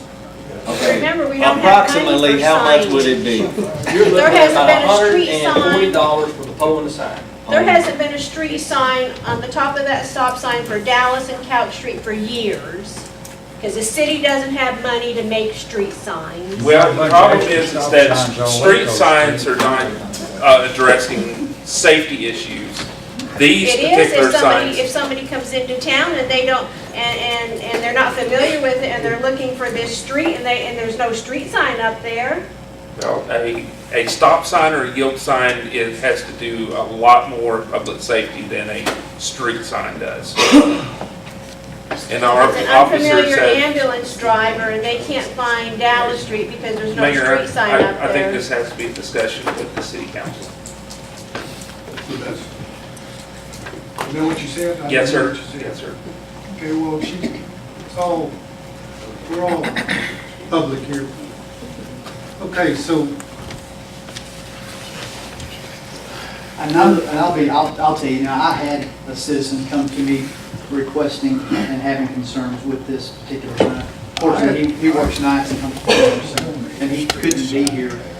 So I brought that to the chief's attention, and which so they one's did- that, the two up at the top, the first stop sign coming off the couch, or I guess. I concur with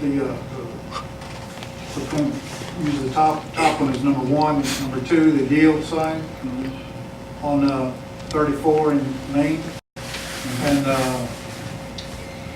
stop sign. I think those are probably necessary signage. The one on couch, we need to do some more thinking about that. Let's see Which one are you talking about on couch? The number 1 at the very top. The sign that we were That's, talking about. that's the one we're talking about. That's the one where the Most dangerous. citizens, the citizen had come and requested, because he lives in that neighborhood and has almost been struck several times at that intersection. I guess I'm trying to figure out what are the concerns, why not to put it there. Because that's a through a free street couch. It actually technically is not. This is a separate road entirely than Couch Street. Okay, so you're gonna put a stop bar up there? We're gonna put a stop bar here and a stop sign right there. Whatever council wants to do. I mean, it's some legitimate concerns. Do we have the funds to do it with? This is a discussion item. Yes. It's not an action. Okay. All righty.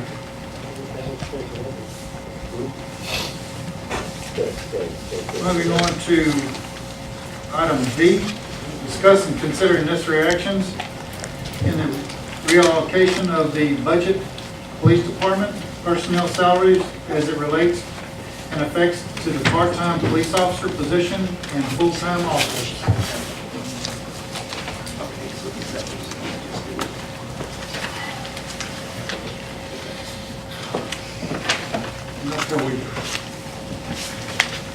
Until we decide on it. It's just a discussion only.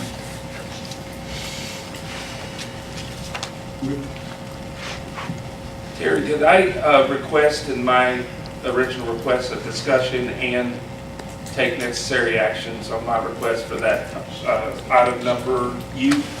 Did I? If I remember right, you did, Oh, but we were going to discuss it, want to get everybody involved in this, besides just you deciding that there needs to be a sign up there.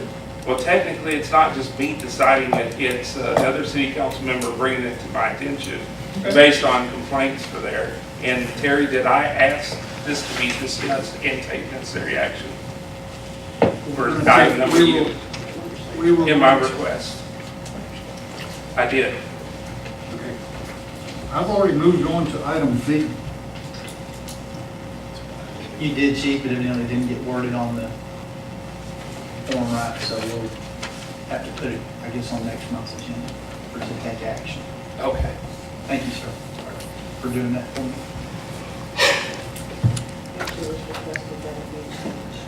Item V, discuss and consider actions regarding the reallocation of budget police department personnel salaries as it relates to the effect and affects part-time police officer position and full-time officer raises. You want to talk about that? Yes, sir. I noticed that this was changed also to discussion and not take action, but that's okay because we don't need to take action because under... Could you come here and point that out? On my piece of paper, sir? Oh, okay. Oh, that one made it then, okay, good.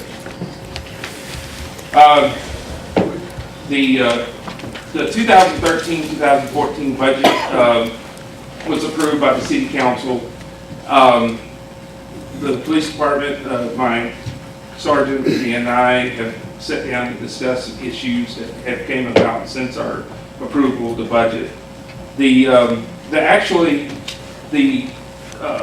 policies and procedures manual that we have gives the authority to Terry to make this decision without any city council action. But out of respect for the city council, we're bringing it to you so we can talk about it. Because it is a major change in our budget. Basically, You have one of those manuals?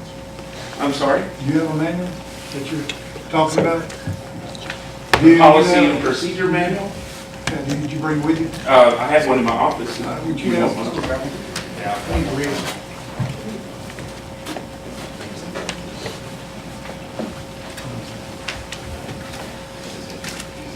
What were you quoting on that book? Yeah, just give me just a minute. I was very fast.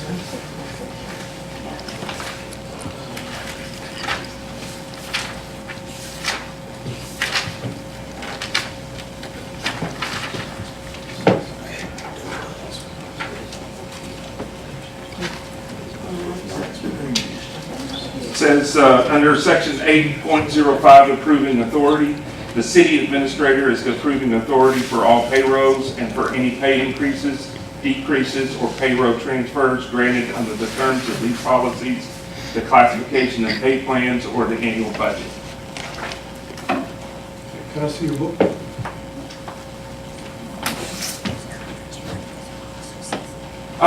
This is our proposal. We have a part-time officer's position that's been allocated in 30-6440 of our salaries and wages. We would like to reallocate that part-time officer position money back to just regular salary and wages in the 6400 line. We want to increase the salary and wages of full-time employees, both sworn and non-sworn. Our proposal is to raise the sergeant from the current rate of pay, which is $16.50 an hour, to $18 an hour. The corporal from $15.30 an hour to $17.25. The patrol officers, and there's 3 of them, from $15 or $15.15, depending on what they're making now, to $16.50 an hour, and the administrative assistant from $13.36 to $14 an hour. All right, we did a survey with a couple of nearby agencies that pretty much is actually our competition for officers. The economics are about the same for each of these cities as compared to us. If you'll notice, I outlined police officer, clerk to police officer, or police chief, and patrol sergeant. First, you'll notice on Ferris, their average pay for a regular police officer is $16.50 an hour to $17.25. For Palmer, they are at $17.70 an hour. And right now, our officers are making $15 to $15.30 an hour. And the $15.30 is the top end, that's actually the corporal. You can notice that in Ferris, for the clerk to the police chief, it's $10.50 an hour. In Palmer, it's $14.54. And for us, it's $13.36. So we're kind of like in the middle of the road there. If you notice the police officer, we were well below the rest of them. Then finally, the sergeant. Notice that Ferris pays $17.66. Palmer pays $19.88. And we pay a measly $16.50 an hour. Now, why? Why do we want to do this? The budgeted part-time position has not benefited our department in the last 2 years. I can attest to that. it can be best suited to supplement a substantial pay increase for the full-time officers. The pay increase will help recruitment for future full-time officer positions. Better pay means better qualified officers. Why not keep the part-time? Well, first of all, it's difficult to hire a part-time officer. This last testing that we had, how many showed up for September's test? 0. Okay, 0. We don't get very many, it's kind of like throwing your line out there to fish and don't have any bait on it. People are just not really interested in that type of work as police officers. It's difficult to keep that position filled. In the last 18 months, we had somebody in that position for 3 months. 3 total months. The rest of the time, it was either vacant or they are actually in training. And we were left holding the bag again. It's costly for the city to have a high turnover in that position. We have to buy them uniforms, we have to provide them training, and all of that. And finally, the vacant position has not been a benefit to patrol over the past 2 years. So really, we have done without that position anyway. We've done just fine. It hasn't really made a difference in our level of service.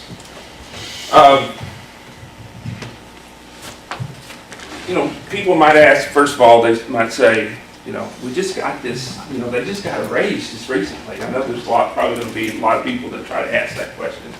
And yes, they did. But did you notice that raise, we didn't even get with the sergeant even up to their lowest level pay from those other 2 agencies. And those are our competition. And I'll tell you what, officers, stand up. Where's my officers? Where's Mike?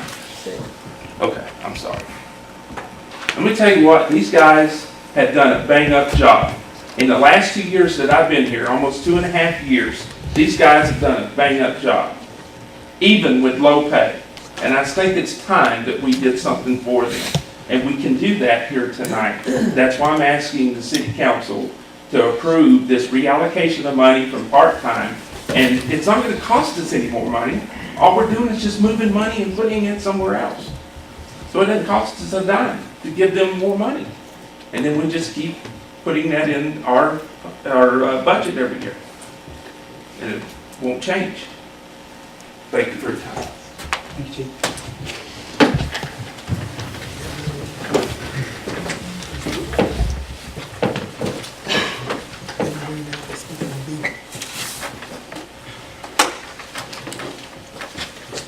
Ms. Bell, you requested some time on item V. We haven't voted on this. Did you want to talk about it before or after they vote? Here's my statement was this. Do you want to speak before or after the, I want to speak after you do this resolve. after council votes? Yes. I'm not asking to speak on V, I'm asking to speak after you resolve V. Okay. Thank you.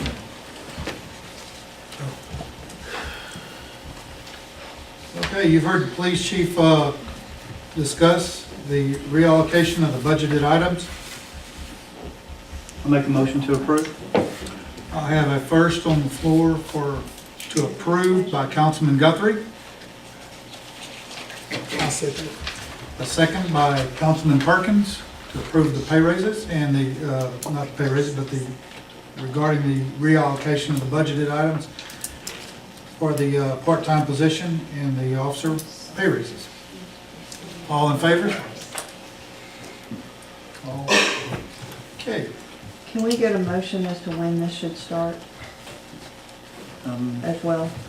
Chief, when did you want that to start, on the first of the year or the first of the month, or? I was thinking the first pay period and after the first full pay period after this city council meeting. Okay. Does that help you? First full pay period after this meeting? Is that, y'all concur with that? Yes. Okay. All right, we're finished with item V, Miss Bell. Thank you. Could I ask the chief to move this for me? I'm not doing this to be on camera. I'm doing this because I want everybody in the audience to hear what I have to say. And I thank the young man for giving me his time, so I have time to read my notes that I started writing after the last city council meeting. In 1947, Elmer Allen was a patient at the University of California Hospital at San Francisco. When he walked into a wing of this renowned teaching hospital, he had no idea that a team of doctors conducting secret experiments for the United States government were there. He did not know that he would shortly become a part of United States history, secret United States history. An experiment called the Plutonium Project, funded by Manhattan Project scientists operating out of Los Alamos, New Mexico, you know, the ones that constructed the atomic bomb, were behind these experiments. Fact, Elmer Allen was told that he had a bone sarcoma and doctors needed to probe to see how his left leg could be saved. Fact, the doctors did not tell Elmer Allen that the vial attached to the needle they injected into his left calf contained plutonium, the same chemical element that was used in the bombs that were tested in the New Mexico desert, the ones that destroyed Hiroshima and Nagasaki. The bombs we still today fear from our foes in the Eastern Hemisphere. Fact, the doctors joked about how relieved Elmer Allen felt after they told him their lies. Elmer Allen had hoped that the injection would somehow relieve the pain and swelling in his leg and it would heal so he could get back to his union job with the Brotherhood of Sleeping Car Porters at the Pullman Company.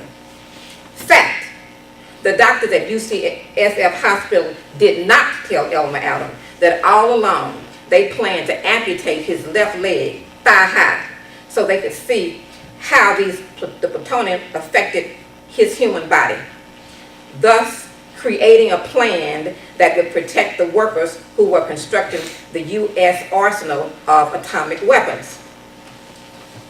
25 years later, yes, 25 years later, the secret experiments were still ongoing. Despite the efforts of Congressman Edward Markey of Massachusetts, the United States government was still in cover-up mode, and second-generation Manhattan Project scientists were busy at work. They had been tracking the health of their victims every year for 25 years, and they found 4 of their human guinea pigs still alive. Now, they wrote a letter to Dr. A.O. Dykes, Italy's only physician, who was Allen's doctor at the time. The letter asked Dr. Dykes to encourage Elmer to travel to the University of Rochester Hospital in New York for metabolism tests. They claimed to be shocked that Elmer Allen was still alive. That rare bone cancer, first diagnosed in 1947, should have killed him in the first 5 years. But what they really wanted to do was to collect his body waste, yes, his urine, and especially his feces, so they could see how much of the plutonium was still in his body. Elmer Allen was not their only victim. 17 others were initially told the same lie. A former mayor of a small town in New York, even the parents of a 4-year-old child. It would take another 20 years plus, which made a total of almost 50 years, for the real truth to be told. 50 long years, when a well-respected doctor in Waxahachie pulled out a 5-year-old letter from his files. The letter, signed by a doctor at the United States government's Argonne National Laboratories, requested a telephone call upon the death of Elmer Allen because they still wished to harvest his body parts. Move forward to this phenomenon we have now called the World Wide Web. On March 24, 2012, when encroachment and desecration was discovered at St. Mary's Cemetery, it took less than 5 days for me to determine what was going on in the plans of the conglomerate who had purchased several thousands of acres of land in that area. Why did they find it necessary to destroy foliage and uproot trees? Why did they remove a fence and plow a road through a cemetery in complete disregard to the graves there, many more than 100 years old and most over 50? Why here, at this place, at the dead end of Hughes Cemetery Road on the northwest side of Chambers Creek? But this is the age of technology. All one had to do was go to the World Wide Web to track the careful planning of the future of the Chambers Creek area near State 34, just a few miles south of Italy, the biggest little town in Texas. Technology is amazing, folks, and secrets are no longer so easy to hide. The corporation who purchased the land is based in Nevada.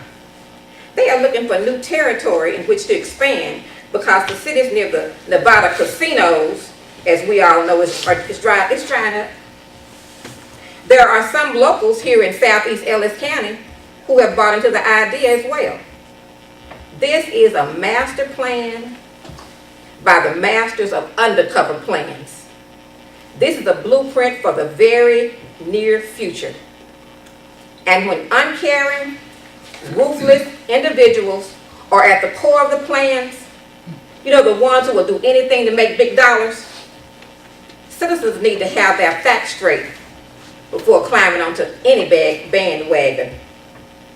I see Italy, our town, quickly becoming the Windy City of the South, or the newest version of Reno. And I actually expect to see this all come to fruition out there on Chambers Creek within the next 2 to 3 years. Read the April 8th, 2013 issue of the Fort Worth Star-Telegram, in which John Corona, Republican state senator from Dallas and chairman of the Senate Business Commerce Committee, states that they are very, very close to approving a referendum to send to the voters creating a constitutional amendment to allow casinos and racetracks across the state of Texas. And since Oklahoma is third in gaming revenue in the entire United States, it doesn't take a rocket scientist to figure out that Texans play a major role in filling Oklahoma's money bags. We already have the state-run lottery and a few legal racetracks. Look at the facts. Casino gambling is coming soon. And the folks who are dickering for power in this part of Ellis County are trying to pull the wool over your eyes with this fiasco that we have here in the City Hall.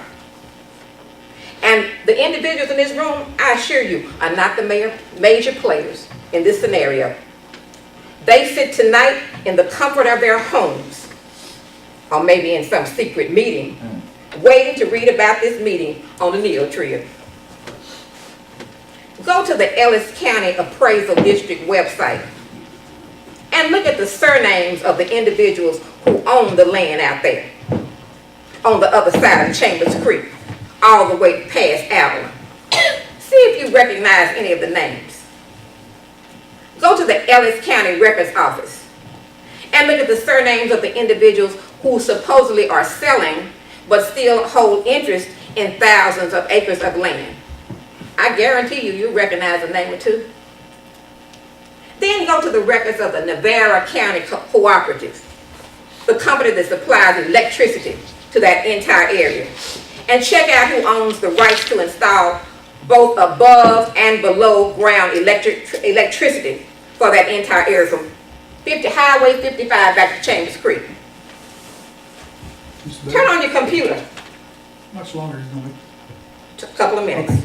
Turn on your computer and look at what went on at the Ellis County Commissioners Court meeting on October 14th. Yes, less than a month ago.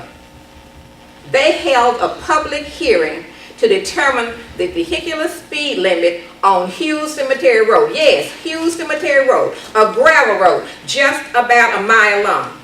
A speed limit that has been established and signs will be erected so that it can be enforced on a road that dead ends into 4 cemeteries. Oh yes, but it's at the road that continues across the graveyard, continues across the creek, And where does that road lead? The direct path. Yes, the direct path of that road goes across the creek, up the viaduct, and up the hill to Dallas Street. Yes, Dallas Street in Italy, Texas. A convenient back route so that construction equipment and supply trucks can easily get to Chambers Creek from the southwest. Go to Google Maps, check my accuracy. And as for the future of saving that old cemetery, the Texas Attorney General has been asked to help, and the Texas Historical Commission is a part of the effort as well, because the planners of the future of this part of the county care nothing about a bunch of dead bodies that stand in their way. And county law enforcement officials have not lifted a finger to do anything about it. Now, I'm almost finished. And I have acknowledged that we live in the age of the World Wide Web. We think we know almost everything. And that's somewhat possible, if you remember what my grandmother used to say, our mother wit. We know how to add 2 plus 2.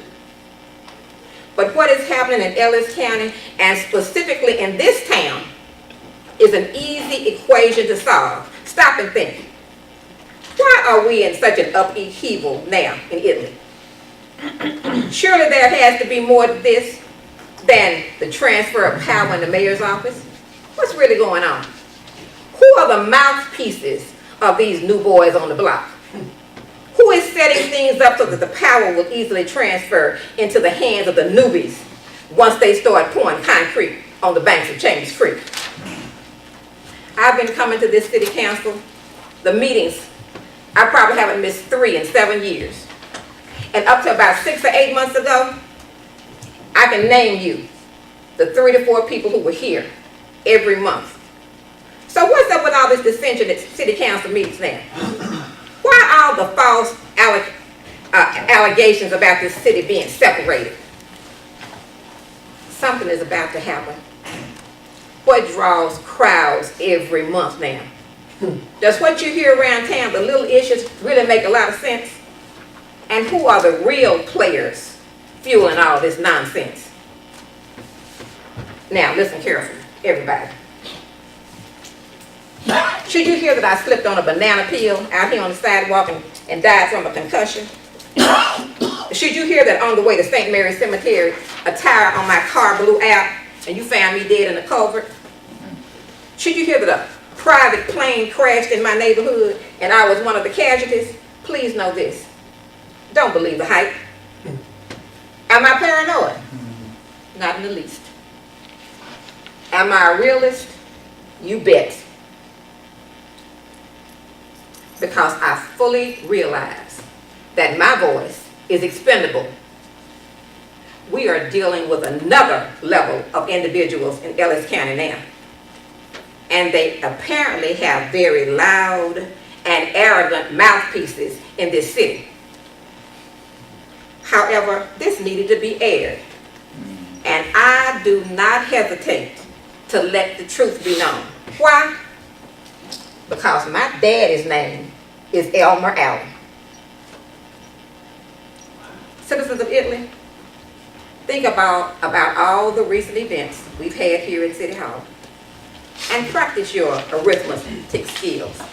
Put away your popcorn, please, because what is happening in Italy in these council chambers is not entertainment.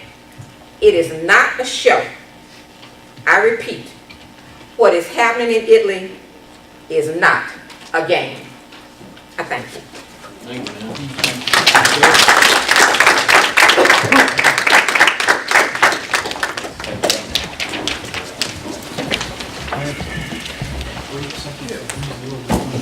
We're going to take a break for about a minute or two.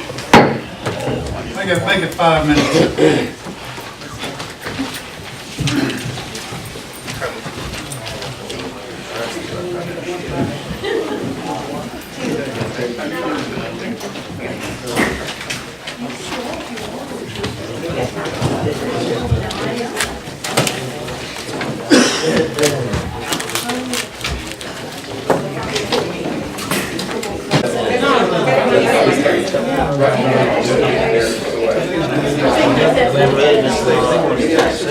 Why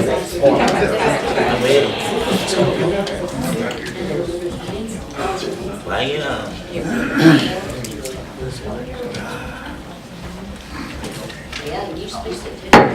Okay, we're reconvening now at 8:15 PM.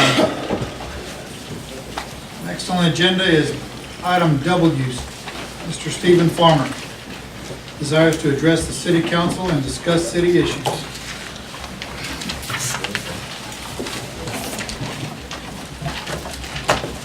Mayor, council member, I want to thank you guys for giving me this opportunity to address the citizens and the council. So over the past, I guess, month, I've had the opportunity to request some items through the Freedom of Information Act.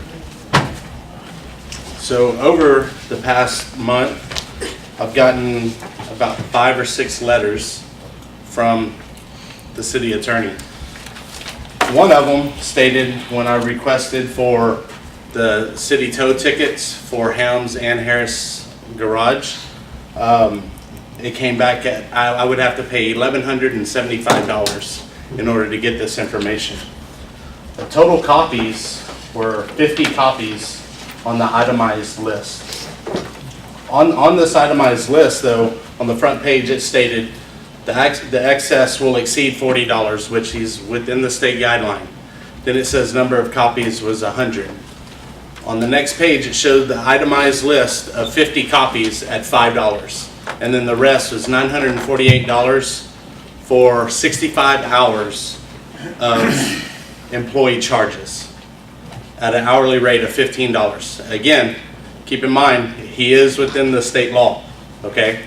Then a 20% overhead charge, which I believe was $148. I mean, it was minute compared to the $948. But within that, in the state law, it also states that I don't have to pay for bad filing habits of the city secretary or city employees. It also states in the state law that I am to be given an option, a cheaper option or another alternative, whether it be viewing at City Hall or a cheaper cost option, which he failed to put in the letter. So that is in violation from the Attorney General. I have to be given that option. That is my right. So again, I have 4 or 5 letters. I can pass around. You guys can see them. But I have these letters, and I feel that every time I request an open record, it's going to the attorney. Every single request that I have done, it's went to the attorney. So therefore, it is costing the citizens. If I want the attorney billings, I should be able to get it. But I get stonewalled every single time I turn in a request. One, actually, it's kind of interesting because I request the call log of the city administrator and the attorney on October 18th. So why is this relevant? That's when the city administrator was terminated. I was denied that because of client-attorney privilege. Well, if he is representing the city, he does not represent Terry Murdoch, which is a former employee at that time. It is a conflict of interest and unprofessional conduct. And you guys are allowing him to do this. I don't know what he has on you guys, but us as citizens, we pay him to represent the city, not an employee that was terminated that day. So I will say on that, this is the cover page that was submitted to the Attorney General, along with all the documentation, 22 pages. This is in the Attorney General's hand for the violation. All right. Can I ask you a question? Well, You said there's a ruling for the Attorney General that says they have to give you that information. yes. Can you give me that ruling? Can you cite the dates and the time? Actually, And the sure reason can. I'm asking this audience, and I'm not trying to be combative, but I think this is a lot of this nonsense. Yep. On the matter out at St. Mary's Cemetery, all right, the district attorney for Ellis County was asked, I asked him for information. He said it had been destroyed, it did not exist. Wait, no, just a minute, let me finish this. He said it didn't exist. I have a colleague who does preservation in another county who wrote a letter to the district attorney of Ellis County. Do you think he answered her? No. He asked the Attorney General of Texas if he had to give us that information. Now that's a waste of time and a waste of our money. So keep that in mind when you're talking about this. Yep. Our county's district attorney wastes our money as well. Right, and I will actually cover that later on as well. So, moving along with the text messages. There is a law in the state of Texas that was passed September 1st, 2013, and I requested the text messages for all of city council members. When I went to pick this up, the only one I received was Bruce Utley's. He's the only one that complied. So Bruce, I appreciate your honesty on that and forthcoming. I asked, and I believe, I want to say it was Rhonda that actually gave me this information because Terry was out of the office. I asked if this was all, and that was it. So I immediately called Brown and Hoffmeister's law firm, and I asked Laura Mayers, correct me if I'm wrong, but I believe that's her name.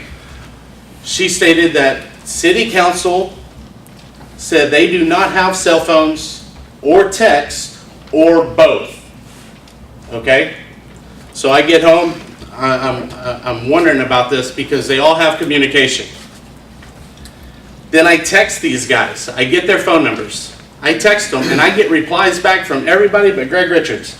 Greg Richards sends me a blank text message, but then he calls me. Same with Dennis Perkins. He calls me from his cell phone and his work number. All right, later on, I went to City Hall. I asked Terry Murdoch if my request was going to be complete. She said no because, and she was a little hesitant when I was asking for it, but she goes, Frank Jackson doesn't have a cell phone. Dennis Perkins doesn't have a cell phone. Greg Richards can't get the information. Rodney Guthrie can't get the information. So now I have a problem. I have city secretaries lie to me, that's what I'm assuming, right? Because I'm getting two stories. Or I have the attorney that we hired to represent the city, to the best of his ability, his law firm's lying to me. So I've got two different stories. So No one's lying to you, Mr. Farmer. I'm sorry, I'm talking. So okay, I'm sorry guys. The attorney had one story, city administrator had another story. I guess they didn't come together to get the right story. So, Mr. Guthrie, what happened in this case? AT&T does not keep Okay. those records. Okay. Okay. No, and I'm giving you guys the opportunity to Which was explained to Ms. figure it out. Murdoch, and she told you Okay. they don't have those records. Okay. And the point being to this is the city attorney's law firm told me one story, and Terry Murdoch told me another. So I'm assuming that was the same I thing. called and asked for the same thing, they said they did not have it. Okay. And how about you two gentlemen saying you don't have a cell phone? Don't have one. You don't. So if Terry Murdoch needs to get a hold of you, how does she call you? She got me on my brother's phone. Is that in your possession? I don't have a phone. I don't have okay. to answer you. So, actually you do. Actually you do. Because, getting to my point, right?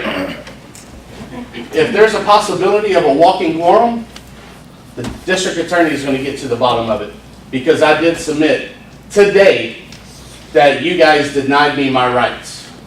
You guys lied on official papers, on legal papers, on my request. But sir, you have to Hold have on, a reason for voting it. First off, This is Mr. Mayor, nonsense. it's my time. What the purpose of this My time. meeting is what I want to know. So the purpose of this question Hey, is, let's have a little order in here. so the purpose of this question is, I was lied to when I requested information. Me as a citizen with the Freedom of Information Act, I have that right to get that information. But these guys are sitting up here lying, saying they don't have cell phones when they do. But for what reason do you want the information? Because I want the information. Why do you want information that you get? I wanted information on my father because the United Okay. States government had used plutonium. And, What is okay, your and I want issue? information I for my I said, records. Audience, So, this is fun, this is fueled by somebody so outside she this needs to room. be, Ms. Bell, just, alright. So anyways, so the reason for this is because I'm being denied my rights. As a citizen, I You am. don't have the right to ask for that. Yes, actually I do. Without having any cause, you just can't do that. Actually, you sure can. Well, the Attorney General will give you an answer. So the law states black and white that I can do this. And it was passed September 1st, 2013. I'm the one who, I got up the first. So, anyways. Told you about this. Anyways, guys, so with that being said, since I was lied to by the city council, and I have turned this district over to the district attorney, I am respectfully asking Frank Jackson and Dennis Perkins to resign from city council. Thank you.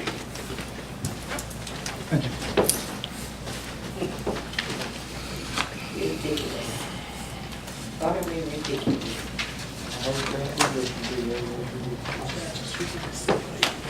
okay, with that, we're gonna go into Murdoch. Would you read number 8, please?